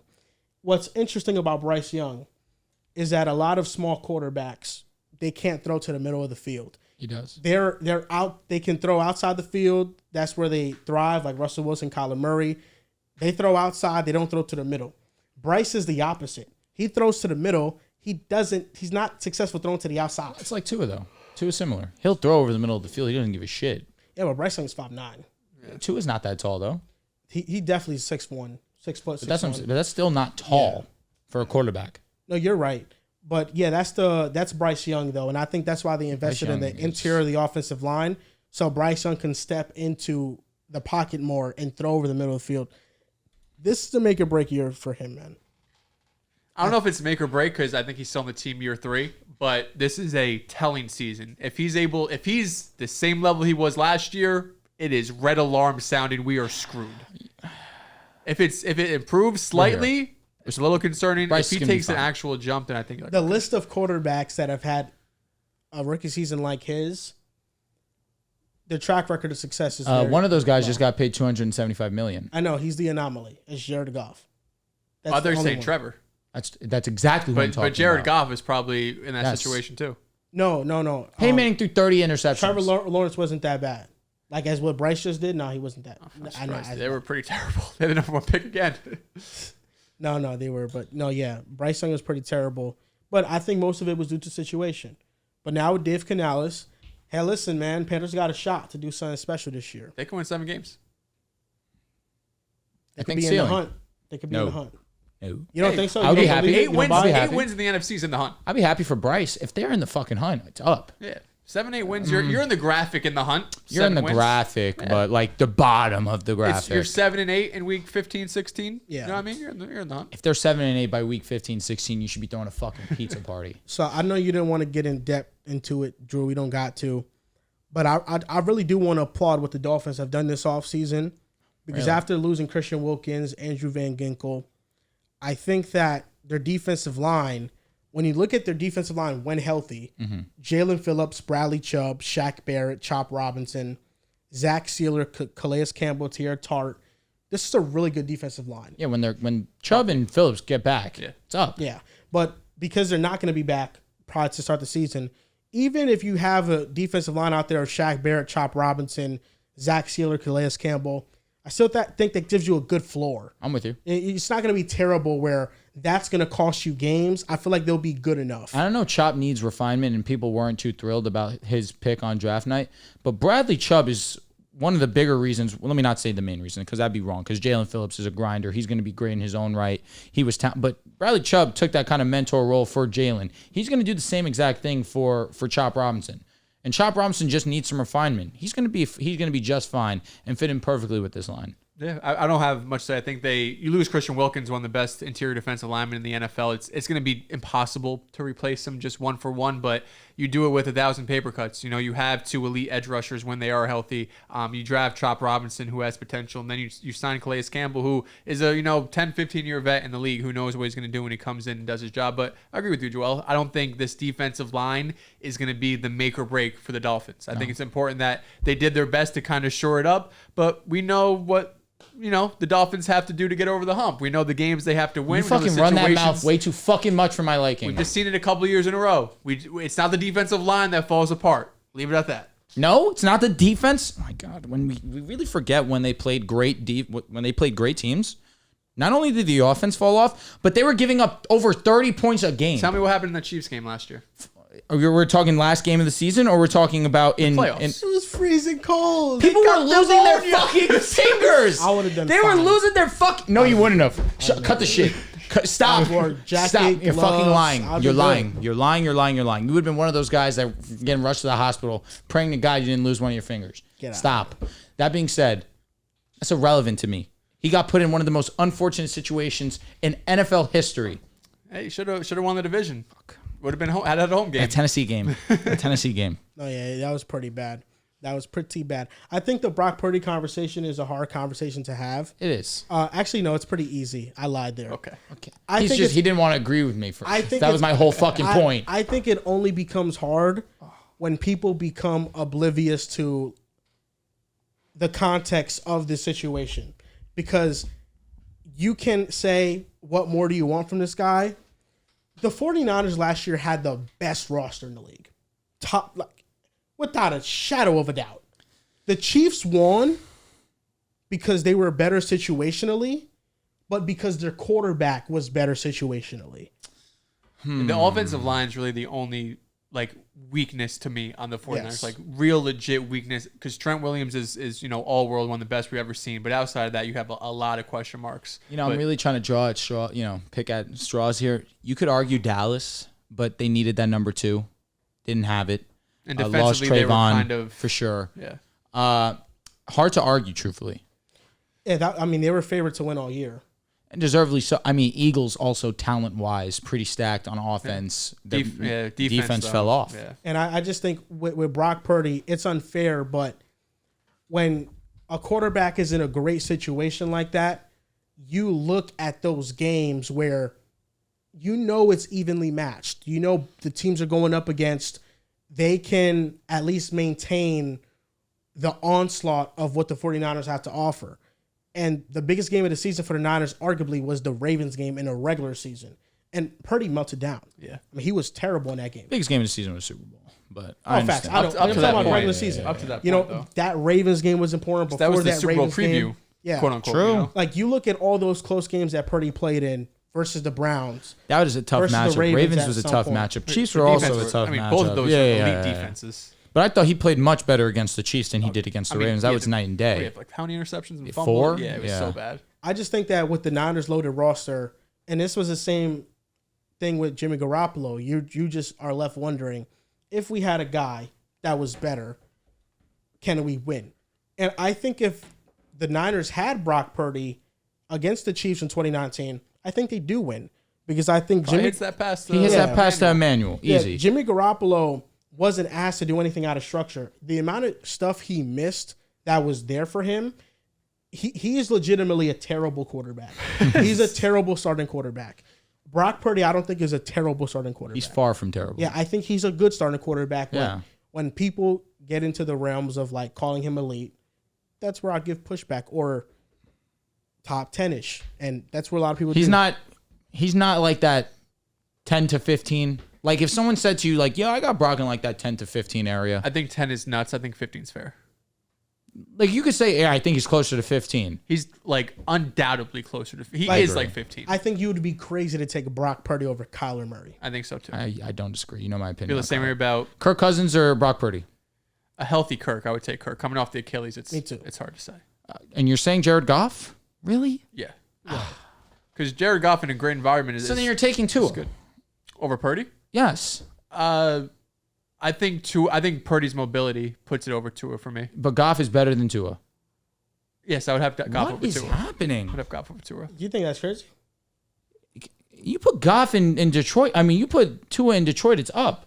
He's in a dome, too. The offensive really line. I know. Yeah. You get an unbelievable offensive line. You get Amon Ra. You still get a Spitzer and Jameson. Okay, no, it's an amazing situation in Miami. It's just the offensive line. I'm just saying with the weapons, because people say that Tua is weapon made. That's false.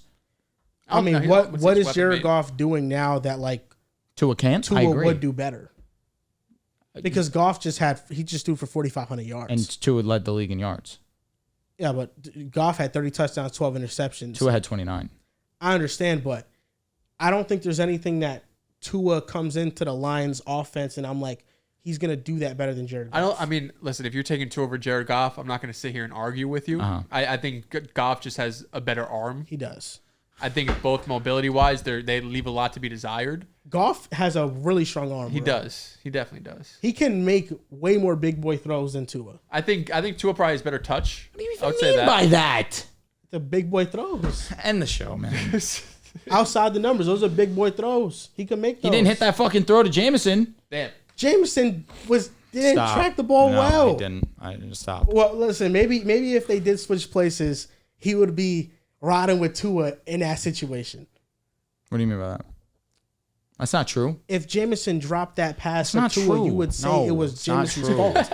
My God. But because it's Goff, it's Goff's fault. Shit, that's funny. not true. You've been talking about how Jameson is not benefiting from playing with Jared Goff. He needs somebody better. He's not. He does. No, Jared Goff has been fine. Jameson has been terrible. Wait, you think Goff's the reason Jameson hasn't done shit? This guy can't hit him deep to save his fucking life. Well, maybe Jameson should learn to do something other than just one thing. He's trying to. It's just he's an Amon-Ra merchant. I don't know, brother. Sam Laporta comes in day one. Best tight end They season live in the league. fucking short intermediate. That's Jared Goff's bread and butter. So you think Jameson's going to do better when he has to stop for the ball and come back to it with Tua?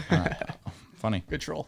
That was good. Great troll. I'm not mad. I've seen it a lot, man. That was a good one. I'm Seen so it a lot? ready You're for- fucking lying. Here and there. Not often. Do you not see Here it a and lot? there. No, Yes, you you- don't fucking see it a lot. You see it almost every game. It's very Every difficult for any quarterback to a side. I've seen it from everybody. Fucking Mahomes. You throw the ball 50 yards down the field, it's hard to hit it in perfect stride. You know what I mean? Oh, yeah, we know Russ couldn't do it against the Texans, right? 68-yard throw. Oh my God! It's fucking just missed him. That sucked. 68-yard throw. Oh man, I forgot what I was gonna say. Maybe it's for the better. Truthfully, fucking end it. Listen, man, I can't wait until football season is here. I have not made my Super Bowl prediction yet, although I did tell you guys, like, I might go with the Packers this year. Mm-hmm. It's a lot of teams, man. I might even think about the Lions coming out. Me of the too. NFC. Jets. The Jets coming out. The Lions. Honestly, I agree. There's a chance. There's a chance. You look at the Lions, though. I think the Lions improved the most in the You NFC. saw Todd Downing was calling more plays in than- practice. Thank God. More than the Eagles. Yes. I think on all levels, maybe outside of offense. 'Cause, I mean, you know, all levels they got better. Who sorry, Offense, Eagles and defense, who? coaching. Lions? The Lions. Offense, I think defense, coaching. The Eagles got better. top to bottom. Okay, we could do this. Lions versus Eagles, top to bottom. Who's better? At quarterback, who's better? I would take Jalen Hurts. Easily. Okay, I'm taking Jalen Hurts too. So that's Eagles. Can you keep track of how many the Eagles win? Very easy right So now. that's 1-0. running back. 2-0. Eagles. Yes. Jameer Gibbs and Saquon's a legitimate conversation. I think I would take Jameer Gibbs. You're so fucking going the moment. I think Saquon is the better talent, but we're talking about like tandems. Now, see, Montgomery if and you would have Gibbs. came out with Monty and Gibbs, That's fair. But I even, think I'd even rather bar that for bar, than you're coming with me Gibbs and Saquon. especially when you take into account. I mean, they both have great. Gibbs is offensive lines, can't great. say that. Yes. Yeah. As a pass catcher, I take one's great I'll too, go but 1-1. Gibbs is right up I'll there. go 1-1 because Okay. Monty also is amazing. Yeah, I think that when you take into facts, So right now it's 1-1. Wide receiver. 2-1. I'm going with Philly. Yeah, I think it's the Eagles too. Tight end. Detroit. Can we say tie?